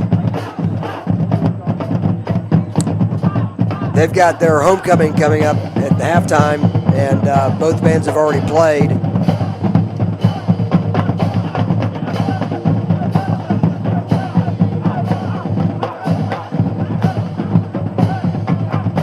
Rangers come to the line of scrimmage, 1st and 10 from their own 21, trailing 44-0.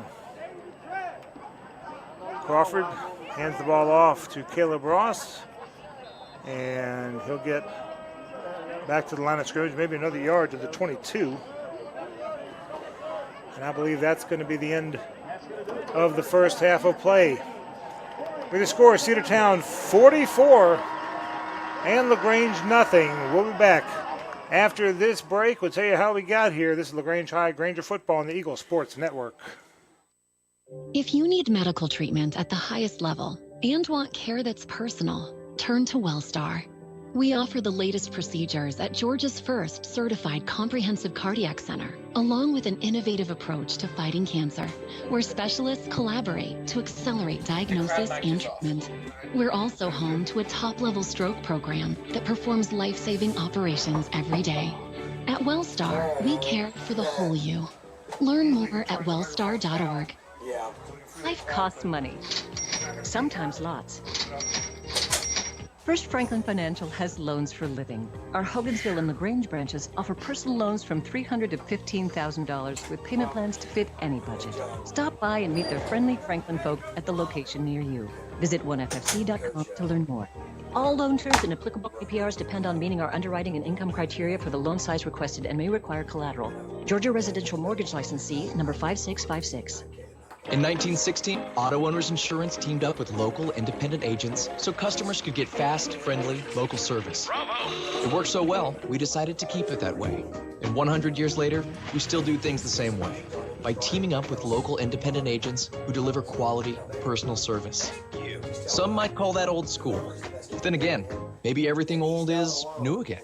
Kind of refreshing, isn't it? Mallory Agency at MalloryAgency.com. For all your insurance needs, it's the Mallory Agency. State Farm, Kathy here. Hey, it's Mike. My team just pulled off the biggest upset ever. Nice, Mike. And some fans are getting crazy. They even flipped over a car. Whoa. Turns out it's my car, though. Oh. But I don't want to be upset right now. I want to know if State Farm's going to take care of this, right? We got you covered, Mike. Yes! Go with one that's here to help life go right.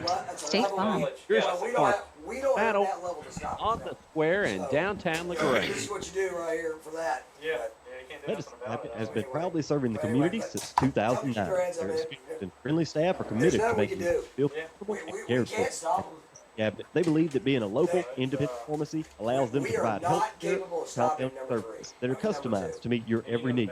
They invite you to come and see for yourself when you're there. You're a part of the Medicine Cabinet family. They would do everything they can to make He's you also feel the best defensive back they got there. Locations in Coming LaGrange back. on Vernon Road, Lee's Crossing, and Moody Bridge. The Medicine Cabinet on the web at No, MedCap, number 3 is RX. the The field for LaGrange Granger All right, we're back. Football on the Eagle Sports Network. And we're back again here at Doc Ayers Field here in Cedartown. And let's take a quick look at the Grangers trailing 44-0 here at Cedartown's homecoming. And let's see how we got here. First of all, the Cedartown got the ball first and was only able to get to the Granger 15. They fumbled the ball away. David Paredes with the recovery. But then LaGrange went 3 and out, had to punt the ball away. A good return by Cedartown to the 39-yard line of the Grangers. And only took one play, a 39-yard touchdown run by Frazier, and it was 7-0 in favor of Cedartown. The Grangers had to punt the ball away again. Cedartown going 5 plays, only 44 yards. 6-yard touchdown run by C.J. Washington, and it's 14-0 Cedartown. The Grangers turn the ball over on downs at the Cedartown 48-yard line. Cedartown had to punt the ball away, and then LaGrange had to punt the ball away, and a good return for Cedartown down to the 23-yard line of LaGrange. It only took one play, a 23-yard touchdown pitch and catch. Johnson to, we don't have the number of the player that on the roster who made the catch, and it's 21-0 in favor of Cedartown. LaGrange 3 and out, punting the ball away again. Cedartown starting not a good punt, and I believe it was a penalty that had Cedartown starting at the Granger 9-yard line, and again a one-play 9-yard touchdown run by C.J. Washington. It's 28-0. LaGrange starting at their own 22-yard line and had to punt the ball away. They did get a first down on that drive, but then had to punt the ball away. The bad snap, though, went over the head of Charles Crawford. Crawford helped guide it over the end line for a safety instead of a touchdown, so good play by him. And it became 30-0 in favor of Cedartown. Then on Cedartown's drive, they started at the Granger 45-yard line on the short. The Grangers had to kick off from the 20 for after the safety. Cedartown only had 45 yards to go, and they did a 30-yard touchdown catch. It was Johnson to Pryor. Believe it or not, Pryor's first touchdown and only touchdown of the game, and 37-0 in favor of Cedartown. The Grangers had to punt the ball away again. Cedartown went 6 plays, 54 yards, a 5-yard touchdown run by Johnson on the keeper, and it's 44-0 here at the half. And yes, Johnson is the third-string quarterback for Cedartown, but very good, apparently very deep, and a lot of weapons for Cedartown. Well, I think, you hit that right. I mean, we were talking about the third-string quarterback, but the bottom line is he's been able to hand that ball off to Pryor. Yep. And Pryor is very, very talented, and they do a good job running behind him, and he sets up a lot of other things. It's allowed number 3. It's allowed him to drop the ball off and do some screens and just do some different things. And of course, they ran the one jet sweep to number 6, who was really, really fast. And when you got a guy like Pryor set it up, it's been very difficult for us to just get that stop. Yep. And, we've had a couple of times on offense where we thought we might get a couple more first downs and kind of keep them off the field, offensively. Right. And then we've had, some penalties to pull us back. And that's probably one area that the coaching staff will address and make some adjustments as well is in that area so that we can, not bite ourselves in the foot when we do have that chance. Right. And but the bottom line is we got to figure out a way to stop the bleeding. Yeah. I imagine it'll be a lot of clean jerseys for Cedartown for the second half. And Granger's, unfortunately, they already have some clean jerseys. Some younger players out there. I was looking at at what the coach sent us for starting lineups, and there's 4 sophomores that the coach has listed as starters out there. That's tough because of the lack of varsity experience, and a couple of them lack a size. Playing against these big boys. Yeah, that's right. Well, I mean, the injuries have plagued, and we've had a couple. Of unfortunate injuries with shoulder separations and broken collarbone and things like that. And so we do have those young guys, and they're seeing 4A football right now, live Atlanta, and I tell you, one of the things that that we've been fortunate enough to see in this region, we've watched a lot of very skilled athletes there's just they're going to be going and playing on Saturdays in colleges, and they already are, and we're seeing a couple of these guys tonight. They look like nice kids, and they're great athletes. And you just got to, you really just got to say, good luck to them, because they are what they are built to be. Right. Yep. All right. Well, when we come back, we'll have the scoreboard. Some interesting scores here in Region 5, and we'll have that scoreboard coming up after this break. 44-0 in favor of Cedartown here at the half. We'll be back. This is LaGrange High Granger football on the Eagle Sports Network. Hi, friends. TOWD Todd Parrish at Kill LaGrange. Whether it's the Dogs, Tigers, or the Tide, the best part of the big game is tailgating. This season, do it in style at the 2019 Kia Sorrento L. Plenty of room in the front for the fans, and lots of space in the back for the grill and the groceries. Drive one away today for only $23,990. And don't forget that October is Breast Cancer Awareness Month. Shop us online at KiaLaGrange.com. Help support your local economy. God bless America. Stock number 111754. See Kia of LaGrange for complete details. Expire 10/31/19. There's a secret to beating injuries or ailments. Get the right team.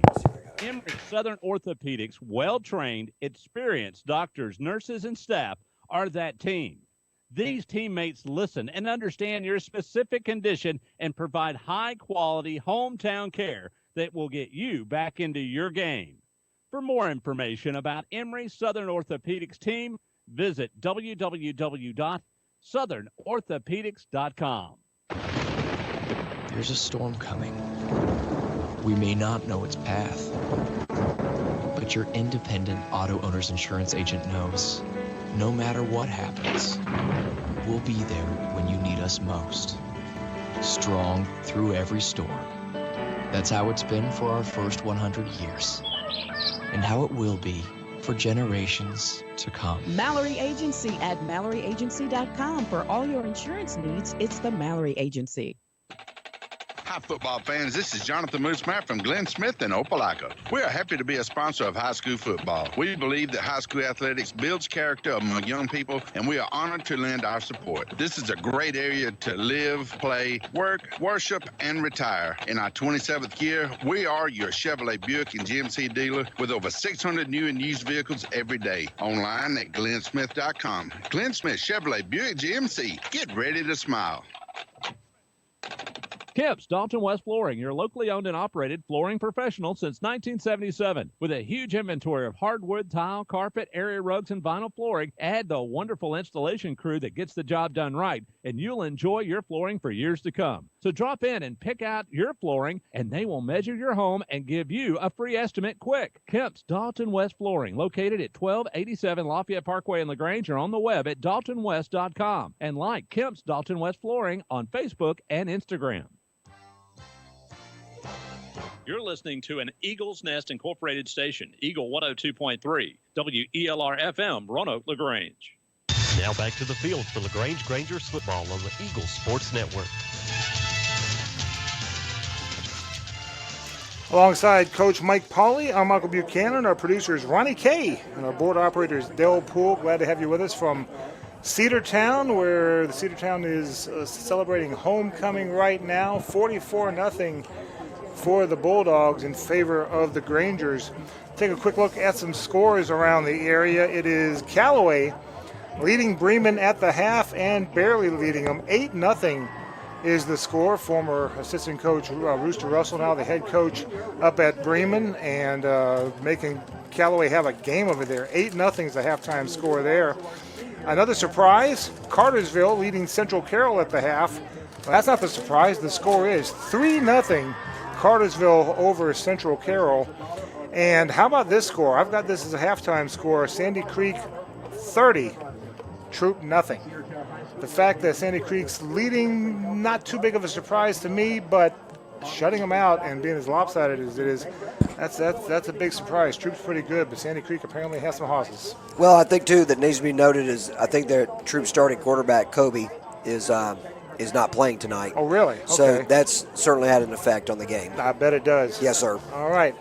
That is your scoreboard. And when we come back, Coach Pauly and I are going to talk about other sports going on with LaGrange High School. Boy, folks, the LaGrange softball team's looking good. Just a tease. We'll be back after this break to talk about that and more. This is LaGrange High Granger football on the Eagle Sports Network. At Wellstar West Georgia Medical Center, we believe teamwork makes all the difference in your health. We believe that skilled people can achieve higher standards and exceptional results. We believe in a game plan that's focused on patient safety and quality care. At Wellstar West Georgia Medical Center in LaGrange, we believe in life well lived. To learn more about award-winning healthcare, visit wellstar.org/WGMC. The month of September has arrived and our great deals at Nissan of LaGrange continue. Katie Kate's here and we are doing something special this month. The month of September is Childhood Cancer Awareness Month and we are going gold all month long. During September, Nissan of LaGrange will donate $50 for every car sold to the Rally Foundation. With cancer being the #1 disease killer of kids in America, we must do all we can. I encourage everyone to go gold this month and visit Nissan of LaGrange for a great deal and a great cause. Nissan of LaGrange, your friendliest hometown dealer. Isn't life crazy? One day your fender gets dented by a runaway shopping cart. The next day, your kid's college entrance exam is a runaway success. Yes, I got accepted. But that's life. Some days you're the bug, some days you're the windshield. No worries, your State Farm agent is here in all of life's moments. The good and the not so good to help life go right. So good day, bad day, any day, let's talk. State Farm agent Matt Orr on the square in downtown LaGrange. Life costs money, sometimes lots. First Franklin National has loans for living. Our Hogansville and LaGrange branches offer personal loans from $300 to $15,000 with payment plans to fit any budget. Stop by and meet the friendly Franklin folk at the location near you. Visit 1ffc.com to learn more.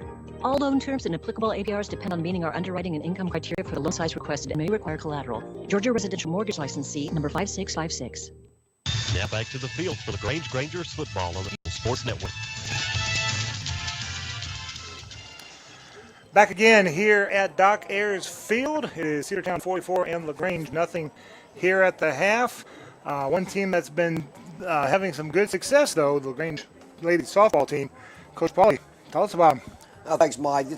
Again, thank you for having me out here on the radio. I'm sorry. Here we go. Here we go. Our head coach is Gabby Heath, and she's surrounded by Craig Mobley, Jim Reed, and Jeff Skinner, and they have great staff. Our girls finished second in the region, played for the region title up at Central Carrollton last week, or actually it was this week, and we ended up finishing second, coming out and going into the state tournament. The first round will be played Tuesday, and we will have a fun matchup because David Smart, who is our former baseball coach, who took that and helped open that school up there at Denmark. He is also the softball coach, and he'll be coming down and coaching. They're the number 3 seed, and we host Denmark next Tuesday at Granger Softball Field. Games will be at 5 and 7. Okay. I think the GHSA mandated fee is $7 for the game for the doubleheader, right. Which is a reasonable fee to come watch a game and pay for the officiating and just enjoy a good night out. The Lady Grangers are they boast no seniors, and so they are a young team that has finished well. They had to, have a 20-game win season going into the region championship matchup, so that was really nice. And so we want to wish them the very best. We also, Mike, tomorrow morning our cross-country teams run, and our boys are 2-time returning region champs. Okay. And in a couple weeks they'll be trying to hold off and maybe secure a three-peat. Okay. Our girls cross-country team has much improved, and I think they had a third-place finish, and they hope to push for a championship. I'm not sure, yet. I haven't seen the rest of the field to kind of pair out coming out, but I think our girls team has a chance to be in the top 2. Okay. So that'll be a really nice deal. Volleyball will be winding their season up next week. our competitive cheer team, which I am the head coach of, and I'm assisted by Sarah Kate Cadenhead, who is one of our former athletes, and she's now in school working to become a teacher and obviously a coach. Sarah Kate and I will be taking our girls to Columbus State tomorrow in the North Side. The North Side High School sponsors this cheerleading competition, and it'll be held at CSU. Okay. And so we go, and I think Gardner Newman, our feeder school, doing a great job down there with all of their athletics under Dr. Kelly Adams, their new principal, and now their athletic director, Aaron Woody. Okay. And, of course, Marcus Blandenberg, the football coach there, former Granger, they're undefeated. He's leading the team there as well. But Gardner Newman's competition cheer team will compete tomorrow at a little after 1 o'clock. And then we compete a couple hours later and about 3:50, I think.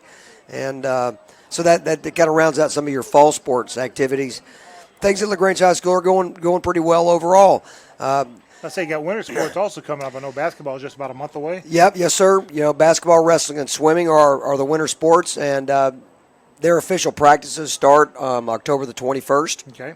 And so they're all gearing up for that, and that's pretty exciting for those teams. You don't have to look very far to see the progress of the new the new gymnasium and indoor training center. So if you haven't had a chance to come by LaGrange High School in a while, please do so. I'm looking forward to when that opens. It's going to be a good bit. There's still a lot of building that needs to go on over there, but it is coming on up, and I've seen the plans. It looks nice. We're really excited. I walked over the other day with our principal, Alton White, and we were walking the grounds, and I got kind of emotional. And Alton was, walking through and pointing out what some of the different things were of the construction, and as I walked, I really I told him, I said, you're going to have to give me a second, because it's really a beautiful place. Mm-hmm. It is something that our community is going to be proud of. I know Troops is almost to completion, and they're going to be extremely proud of theirs. And I've been on Callaway's campus, and they have a beautiful campus. Yeah. And about 5 or 7 years ago, it's somewhere in that neighborhood, they built an indoor training center there. Mm-hmm. And Pete Wiggins, the athletic director, and Eric Woods, his assistant, they have done a marvelous job of building their athletic facility up. But now it's our turn. Yep. And so we're really excited about having that new gymnasium and indoor training center, and it's going to be impressive. All right. We're looking forward to it, very much so. When we come back, we will have the second half. It will be a running clock. We'll talk more about that and how that works when we come back. 44-0 in favor of Cedartown. We'll be back after this break on the Eagle Sports Network. Getting you back into the game is Emory Southern Orthopedics goal. The full-service orthopedic medical practice features board-certified surgeons, a prompt care center, surgical facility, and physical therapy services. The collaborative medical team at Emory Southern Orthopedics combines with leading-edge orthopedic treatment with proven traditional methods to aid you in achieving an active, pain-free lifestyle. Emory Southern Orthopedics, getting you back into your game. Hi, friends. TODD Tide Parish at LaGrange. Whether it's the Dogs, Tigers, or the Tide, the best part of the big game is tailgating. This season, do it in style in the 2019 Kia Sorrento L. Plenty of room in the front for the fans and lots of space in the back for the grill and the groceries. Drive one away today for only $23,990. And don't forget that October is Breast Cancer Awareness Month. Shop us online at KiaLaGrange.com. Help support your local economy. God bless America. Stock number 111754. See Kia of LaGrange for complete details. Expires 10/31/19. State Farm, Kathy here. Hey, it's Mike. My team just pulled off the biggest upset ever. Nice, Mike. And some fans are getting crazy. They even flipped over a car. Whoa. Turns out it's my car, though. Oh. But I don't want to be upset right now. I want to know State Farm's going to take care of this, right? We got you covered, Mike. Yes! Woo! Go with the one that's here to help life go right. State Farm. Your State Farm agent is Matt Orr on the square in downtown LaGrange. Life costs money, sometimes lots. First Franklin Financial has loans for living. Our Hogansville and LaGrange branches offer personal loans from $300 to $15,000 with payment plans to fit any budget. Stop by and meet the friendly Franklin folk at the location near you. Visit onefc.com to learn more. All loan terms and applicable APRs depend on meeting our underwriting and income criteria for the loan size requested and may require collateral. Georgia Residential Mortgage Licensee number 5656. Now back to the field for LaGrange Rangers football on the Eagles Sports Network. 44-0 in favor of Cedartown, and we will have a running clock. Now, in Georgia high school football, the rule is if one team's up by 30 or more at the half, the coach of the team that's behind has the choice of a running clock or not. And as I understand, Coach Gibbs has elected to go with the running clock. The fourth quarter, there is no choice. If one team's down by 30 or more, then it automatically is a running clock. And what that means is, remember the acronym TIPS. The clock can only stop for timeouts, injuries, penalties, and scores. Although I have seen the time was more spectacularly, LaGrange was up like 63-0 against Kendrick one time. Linebacker blasted the backup quarterback, and there was a big-time penalty there. The kid was ejected. That clock never stopped, and that was wise for the officials to not stop the clock for that. So, supposed to stop for those four, but sometimes it's not. Well, sometimes good judgment can be reasonable. Yep. So that's what we'll face here. And if you put you've coached, you still coach, but you've coached football before.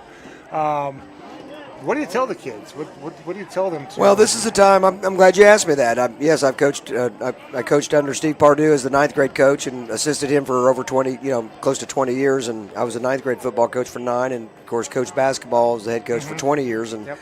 But to answer your question, in moments like these, you talk about what you believe in, why you believe in it. You hold your character. You emphasize sportsmanship.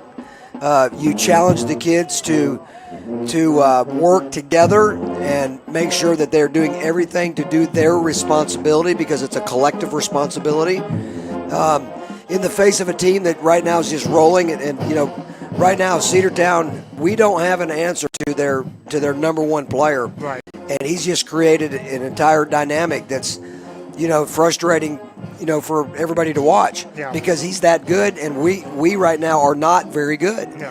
And so what do? You have to know what you believe in, and you have to stay with that. And I think that the key in life, you talk about football, every sport, what's the platform for high school athletics? It's an opportunity for kids to showcase who they are, showcase their teamwork, showcase their talents, but it's also an opportunity for them to make lifelong memories, lifelong friends, and learn lifelong things. And there are some days, like today, this is not our day. Yeah.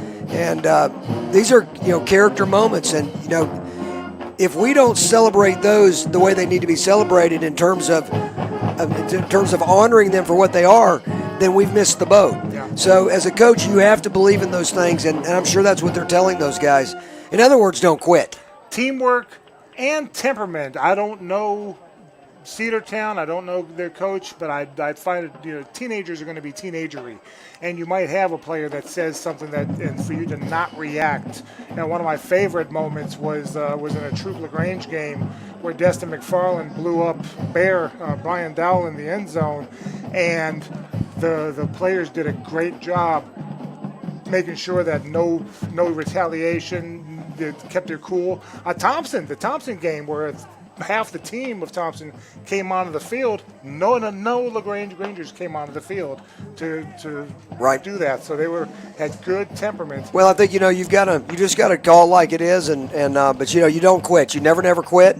Yep. And so you asked me that question. That's a great question, because these are the things that you're teaching the kids. Their coach, his name is Doyle Kelly. Yeah. He's a good friend of mine. He's their head AD, and he's been a long-time baseball and football coach, and he's also a part-time preacher. Oh, good. And he's a good guy.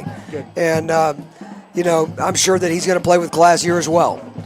The field is Dylan Norvell at the 5-yard line, across the 10 to the 20 far sideline, and brought down around the 30-yard line. Nice return by Dylan. He scooted out to the right, and then, like you said, gained about 25 yards. That's the first time they've kicked to him all night long, and I don't blame them, for not doing that in the first half. Let's see, he'll spotted about the 27-yard line. Bad day, any day. Let's talk. State Farm agent Matt Orr on the square in downtown LaGrange. I don't know what happened here. Back to the field for LaGrange Granger Sports Network. Back again, and the Grangers have 1st and 10 from the 27-yard line. Two receivers to the left side, one to the right.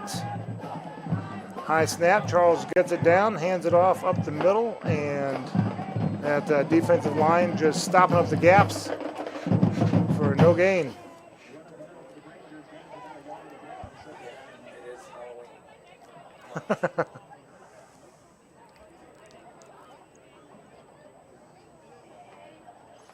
Trying to see who. Well, I was trying to see if that was Calais that ran the ball.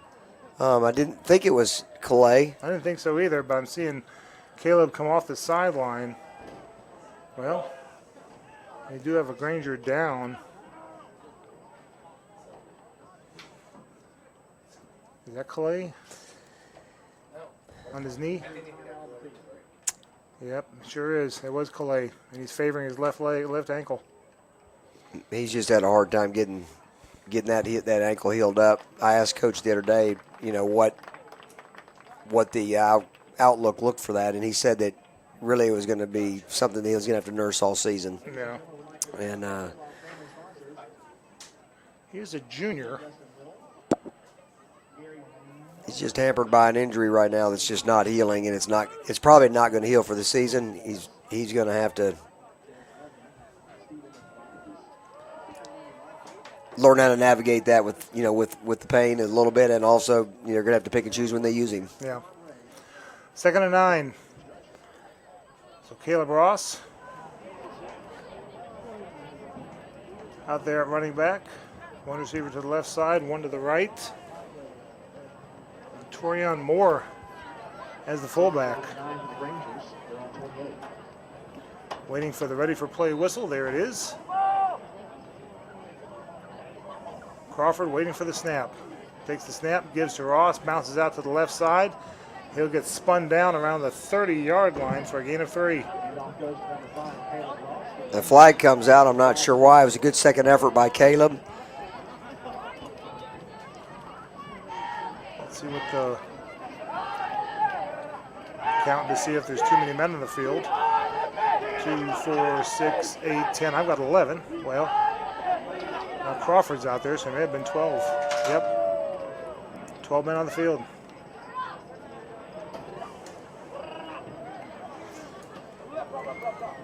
Well, those things are compounded now that you have guys coming in and out, and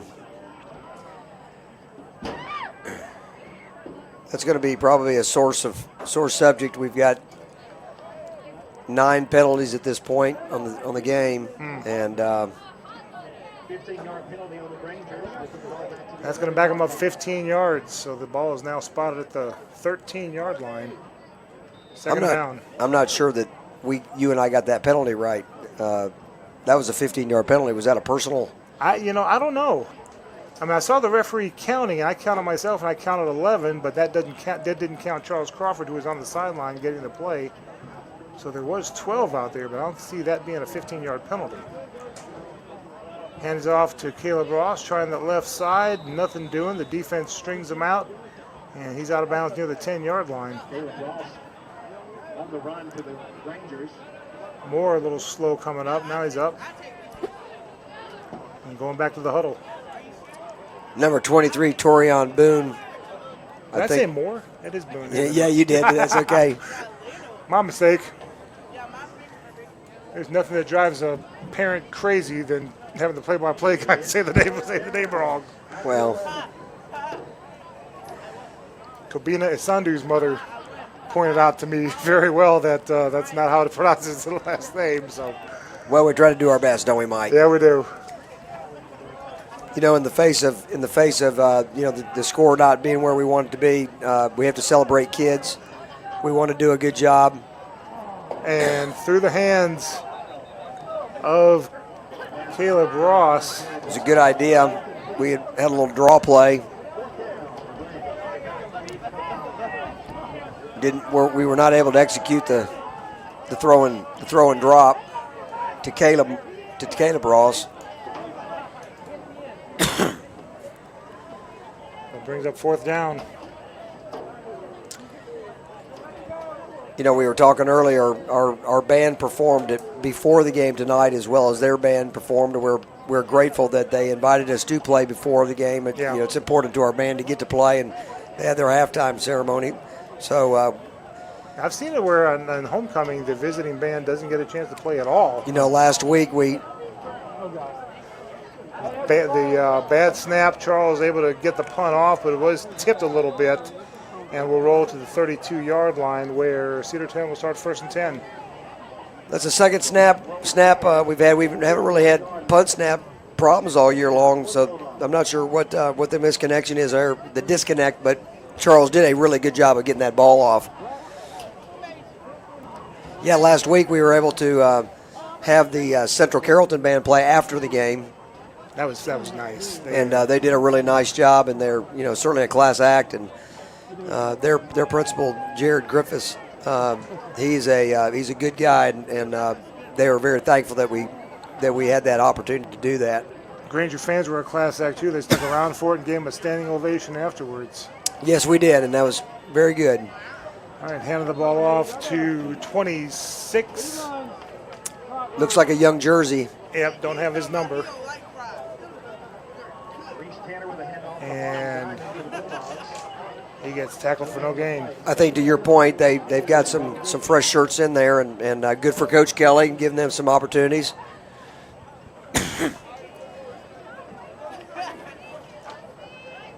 Three receivers to the left side, one to the right. Quarterback's going to keep it himself. They got a new quarterback out there as well, number 12, and don't have his name either.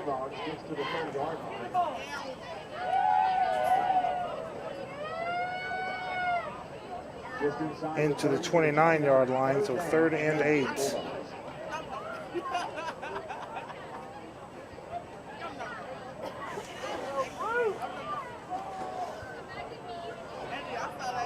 Clock running, 6 minutes to go in the quarter. 3 receivers left, 1 right. And number 17 is the caught at the 20, 15, and then brought down near the 10-yard line. Yeah, he did a little, number 17, the young quarterback did a little bootleg out to the left side and threw it into about a 12-yard. Just outside the 10, so called the 11 for a 1st down. All right, we need to have a defensive stop here.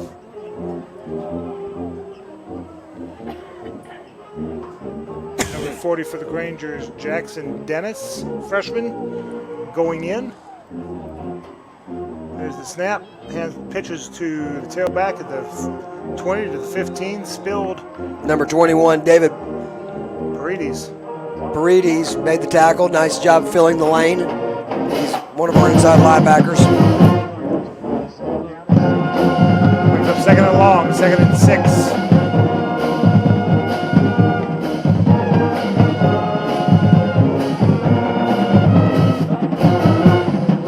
Ranger Band with the ESPN fight song.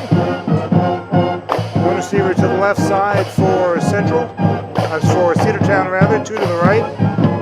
Gonna hand the ball off, gonna try to find the way, but the Grangers swarming to the ball, bringing them down for no gain, maybe a yard loss. Pretty good job right there. I think Mitchell Purdy got in on the play. You had Quay Bowles on the play. Keywan Milton on the play. The host of Grangers did a good job. 3rd and 5.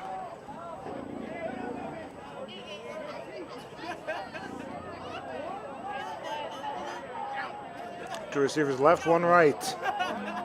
Gonna hand the ball off, try that left side, that 26 once again, and he sidesteps a tackler and is in for the touchdown. 6-yard touchdown run. by number 26. Don't have his number because 27 is C.J. Washington. And it is now 50-0 with the PAT pending. Well, we have another freshman DB, Marquez Hall, out there, and the guy just pressured him right there on the corner, and we were not able to make the play. And those young guys are getting experience. That's probably the most positive thing you can say. Extra point attempt is up, and it is good. 3:08 left to go, and they're still running the clock, so I guess they just decided to go ahead and let this clock run as much as possible. It's supposed to be stopped with the score, but hey, let it keep on running. We'll be back after this 30-second break. It is 51-0 in favor of Cedartown. Back after this break on the Eagle Sports Network.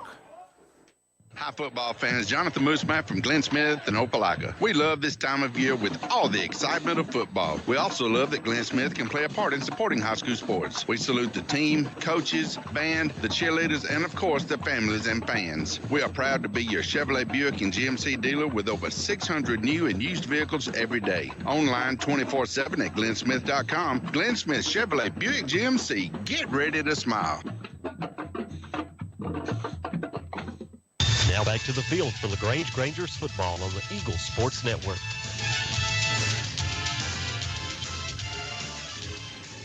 Coming up on 2 minutes left to go in the third quarter, 51-0 Cedartown. And they're about to kick the ball off.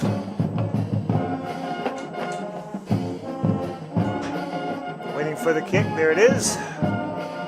Deep kick. Caught at about the 10-yard line, to the 15, to the 20. Still on his feet to the 30. And finally brought down at around the 36-yard line. Sam Yates on the carry. No. That was Andre Canty, number 20. Okay, I thought, my mistake. Yeah, Andre Canty on the carry right there, Michael. He had to catch that ball kind of high, and he really accelerated very nicely. Came right up through the middle. So from the 35-yard line, 1st and 10 for the Grangers.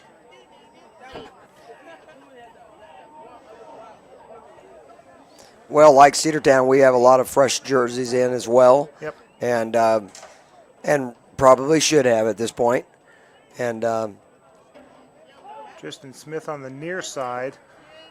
Crawford back to pass, caught at the 35 and dropped right there around the 36-yard line, and Dylan Norvell. Yep. Norvell. Yeah, just a quick out pass to Dylan. I had an opportunity to meet with Dylan the other day. He's really turning into a nice young man and having a good senior year. And I hate that this game's not going well for the team, but Dylan is a hard-working young man and been a pleasure to work with this year. Second down, 2 receivers right, 1 left. Crawford hands the ball off across the 35, down about the 38-yard line. Caleb Ross on the carry, just a good hard worker, and slow to get up, but he's shaking his right leg and he's staying in there.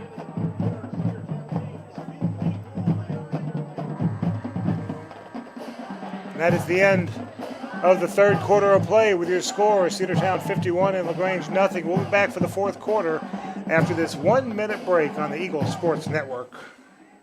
The month of September has arrived and our great deals at Nissan of LaGrange continue. Katie Cates here, and we are doing something special this month. The month of September is Childhood Cancer Awareness Month, and we are going gold all month long. During September, Nissan of LaGrange will donate $50 for every car sold to the Rally Foundation. With cancer being the #1 disease killer of kids in America, we must do all we can. I encourage everyone to go gold this month and visit Nissan of LaGrange for a great deal and a great cause. Nissan of LaGrange, your friendliest hometown dealer. Hi, friends. TODD Tide Parish at LaGrange. Whether it's the Dogs, Tigers, or the Tide, the best part of the big game is tailgating. This season, do it in style in the 2019 Kia Sorrento L. Plenty of room in the front for the fans and lots of space in the back for the grill and the groceries. Drive one away today for only $23,990. And don't forget that October is Breast Cancer Awareness Month. Shop us online at KiaLaGrange.com. Help support your local economy. God bless America. Stock number 111754. See Kia of LaGrange for complete details. Expires 10/31/19.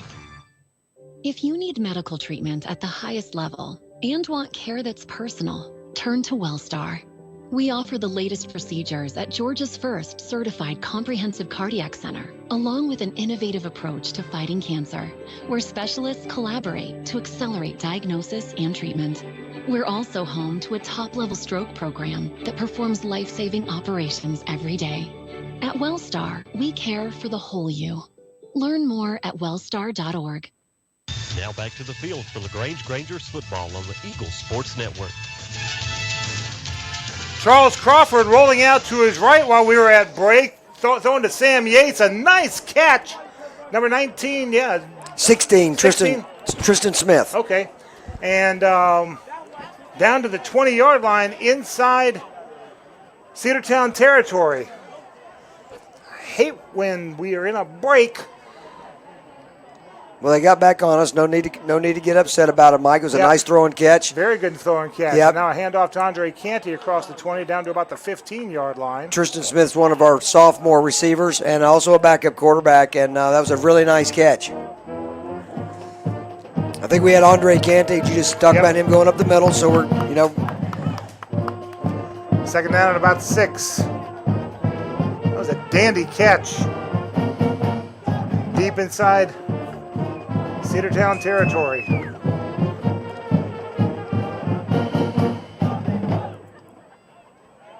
Second and 6. One receiver to the left side. That's Yates, and on the near side is Smith. And now Caleb Ross going into the slot. Now he's coming back. Waiting for the snap. They're going to give to Ross. And, well, he had a hole up the middle. Problem was he was dragged down from behind around the 15-yard line. Just good speed penetration back there by Frazier. Yeah, they did a nice job closing on him because Caleb looked like he had a little bit of an opening, and next thing you know, it closed up. And off that left side. Third down.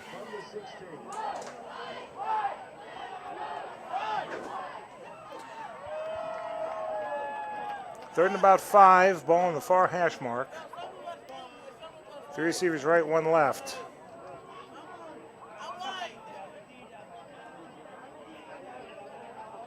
Crawford, play fake, and he's going to keep it. There's nobody open on the right side, and he just holds onto the ball and makes sure he keeps possession, and is dropped at the 20. Yeah, their defensive line just did a good job of penetrating and putting the pressure on us. Charles didn't have much of a chance right there. Nope. Inside of 9 minutes to go, Rangers trailing 51-0.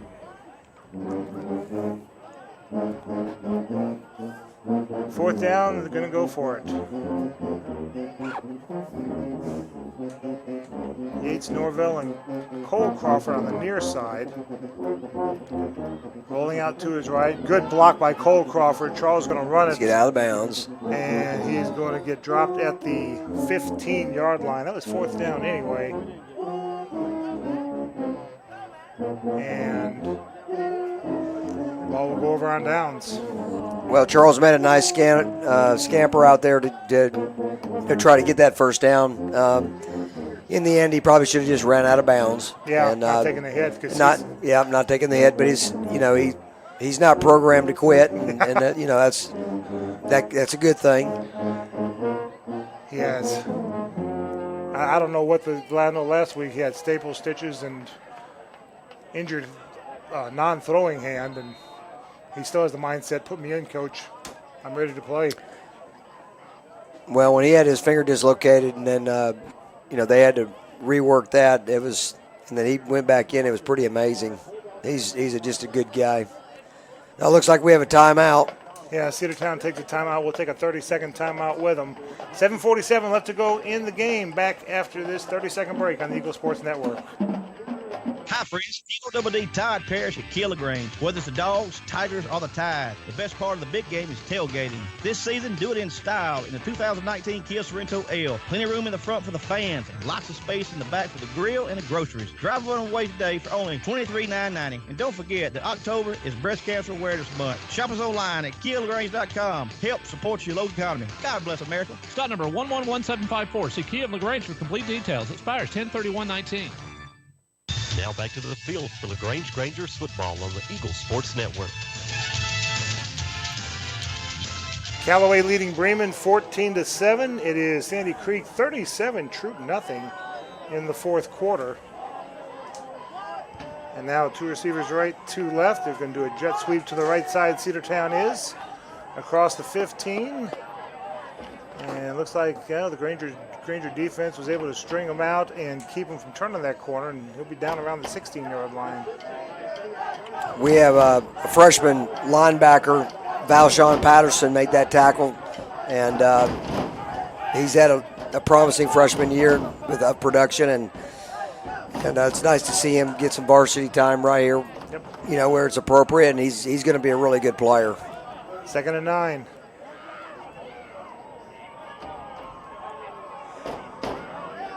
Two receivers right.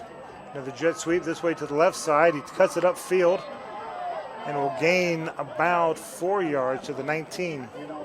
That was turned back in by our defensive end, Jaquez Smith. I see number 71 coming across the field. He's a new kid, a new young man that moved into us from Arkansas. His name's Gunnar Coppinger, and he's a pretty nice young man. Cartersville leading Central Carroll 10-7 in the fourth quarter. And another handoff, trying the left side. He gets across the 20 to about the 23. That's going to be close to a first down, maybe a yard short. Well, it's nice to see Central Carrollton and Cartersville having a tight game. That's healthy for the region. Yeah. Be fun to see how that game finishes out. Lots of folks thinking Carterville's going to run away with the region. Central says nope. All right, they're going to punt. Cedartown is. Punter standing on his 10-yard line, almost blocked. And it is going to roll to across the 50 to the 45, down near the 42-yard line, where LaGrange will have the ball 1st and 10, 5:23 to go. And Cedartown did punt. Number 6 for LaGrange, Jaquez Smith. We were talking about him earlier. He almost got a hand on that ball. Yes, he did. That was really close to a block. Yep. The effort's still good out here. So that's good. I want to do a shout out to our choral director, Jalen Smith. We lost a very talented chorus director in Katie Trent. She and her husband moved, and Jalen has taken the job, and he directed a fun event last night, and just wanted to say the great job by him. Good deal. And looks like a quarterback keeper. I don't think that's Crawford, though. No, that's 18, Jalen Brown. We've seen him out there before. Jalen came in a few weeks ago when Charles went out with his dislocated finger, and Jalen's just a freshman. He's a nice-looking young man. He's a nice young man, and I think they think he has lots of promise. The coaches are very positive. Receiver left to right. Jalen's going to hand it off. Nice move to across the 45 to the 46-yard line. 27, Asa Leaf, the sophomore, gaining positive yardage. Yeah, good quickness right there by Asa.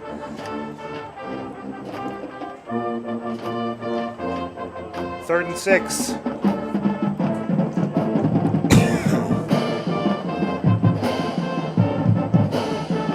I've enjoyed being on the air with you, Mike. Thanks for inviting me. If there's anytime I can help you guys, let me know. Glad to have you. Two receivers left, two right. back to pass. Caught at the 50. Cuts it inside. Gets a positive yardage. 45.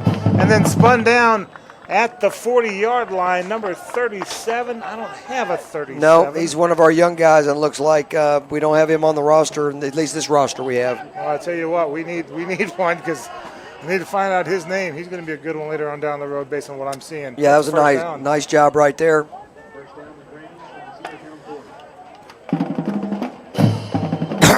I wasn't able to print out another roster Coach gave me. Maybe on that. Let's see if I can bring it up. 2 receivers left, 1 right. Jalen's going to hand it off. 40, 35, following a blocker to the 30, and then spill at the 25-yard line. 26, Valshawn Patterson. Valshawn had a very nice run. Valshawn gets lots of compliments from the teachers in the classrooms. That's always a nice thing to hear. 37 is Tyreek Karsten. Oh yeah, sure. Definitely want to give credit where credit is due. 1st and 10 for the Grangers from the Cedartown 25-yard line. Rolling out to his right. Jalen's going to keep it himself across the 20 at the 15, and then bowls his way forward to about the 13. Well, it was just a good football play. He did a fake pitch to the left, and then did a quarterback keeper up the middle, and he tucked it, and really played aggressively there. It was nice to see. Asa Leaf back out there. Minute 30 to go in the game. Rangers trying to come away something positive. 2 receivers left, 2 right.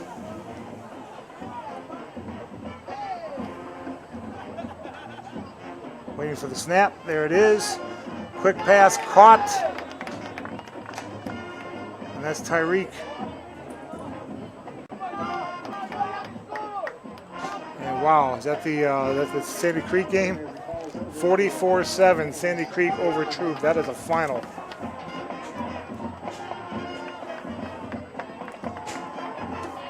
Makes me not look forward to the trip to Tyrone. Inside of 45 seconds to go. 2 receivers left, 2 right. Going to hand the ball off. He's to the 10. He's to the 5. Pushing for the end zone. He's in. Touchdown, Grangers. Give him 6. Touchdown, Asa Leaf.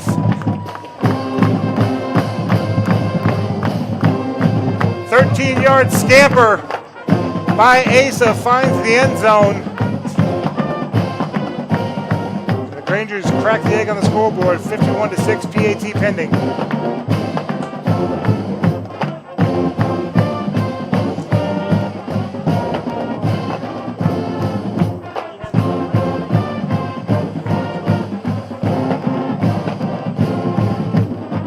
Now the Grangers going for 2. They are.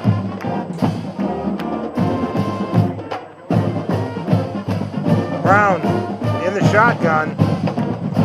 He's going to keep it himself, and a good job on that defense staying at home. Had one player just stayed at home. Ball's on the ground, but it doesn't matter. The 2-point conversion fails. 51-6 in favor of Cedartown with 26.5 seconds left to go.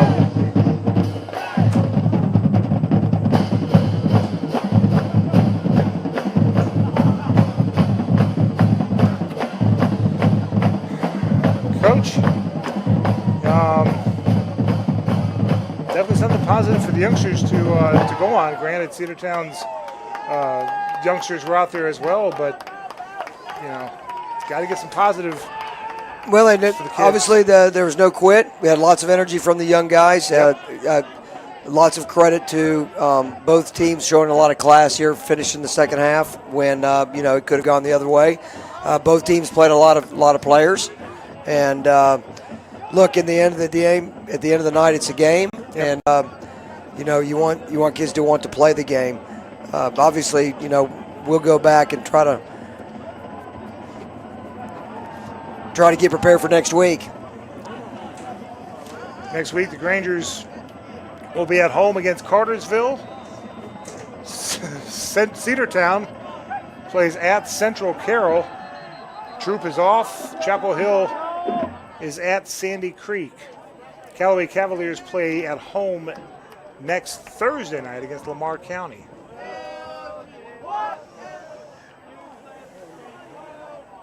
Whistle's blown. I think the kick went out of bounds. Unfortunately, I was looking at the scoreboard, not at the field.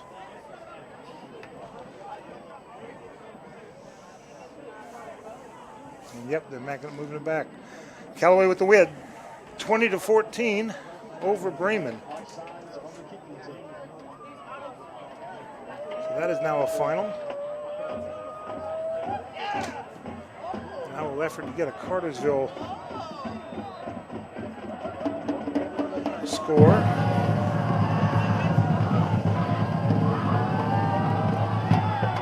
As Cedartown was backed up 5 yards. Excuse me, the Grangers were backed up 5 yards rather. Cedartown on the return across the 40, and then finally gang tackled around the 44-yard line, and that's going to be the end of the game with your score: Cedartown 51 and LaGrange 6. And Coach, your take on the game. I mean, not a whole lot you can say. No, I think both teams showed class finishing the game. I don't think we had anybody get seriously injured this game. Calais Gibbs is not well still, and which is unfortunate for him because he's frustrated. He's a very good athlete, a good player, and no, I think the Granger Nation is obviously frustrated together, and what we've got to do is we've got to stick together and just support our guys and live for another day, Mike. Grangers play Cartersville next week at home. Central just scored, narrowing the lead. Cartersville is now leading Central 16-14 with 6:53 left to go in the game. LaGrange had a one-score game against Central, and now Cartersville with a one-score game so far against Central. That's going to make this region pretty interesting. That's pretty interesting, I have to tell you that. Again, I want to tell you thanks again for having me. I appreciate you. Ronnie K, yes, sir.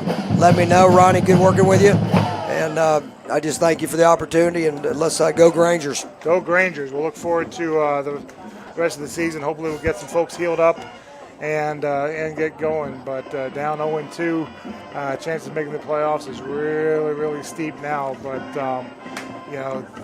one thing the Grangers have to do now is just get better. A lot of young kids that's going to be playing again next year, and they'll have something to look forward to. Well, you can't. In some ways, there's a lot of football still left. Yeah. And in other ways, the playoffs, we have an 0-2 start, makes it difficult, but that doesn't mean that you can't. Something couldn't happen that works your way. So. And Coach said Cedartown's the best 1-4 team in the state. They've got some talent there, and there's going to be some players playing on Saturday for them, and still looking forward to seeing how they finish off the season. Well, I talked to Coach Kelly last week, to your point, and he said that he knew he had a very talented group of guys, and they just would not have been able to pull it together. And I hated that they pulled it together against us, but they did. And yes, they may be down a quarterback or two, but they are not down in skill positions, and those guys did a really good job. Yep. Coach, thank you very much. Appreciate your work, and thank you. See you down the road. That's going to do it from Cedartown. We hope you enjoy the broadcast, which could have got you a better result, though. Once again, your final score, Cedartown 51 and LaGrange 6. LaGrange drops to 2-3 overall, 0-2 in the region, while Cedartown improves to 2-4 overall, 1-1 in the region. Join us next Friday night as the Grangers host the Cartersville Purple Hurricanes. Airtime is 7 o'clock. Granger Football is a production of Eagles Nest Incorporated, from our broadcast partner, Coach Mike Pauley, and our producer, Ronnie Kay, and our board operator, Del Poole. I'm Michael Buchanan saying good night and go Grangers.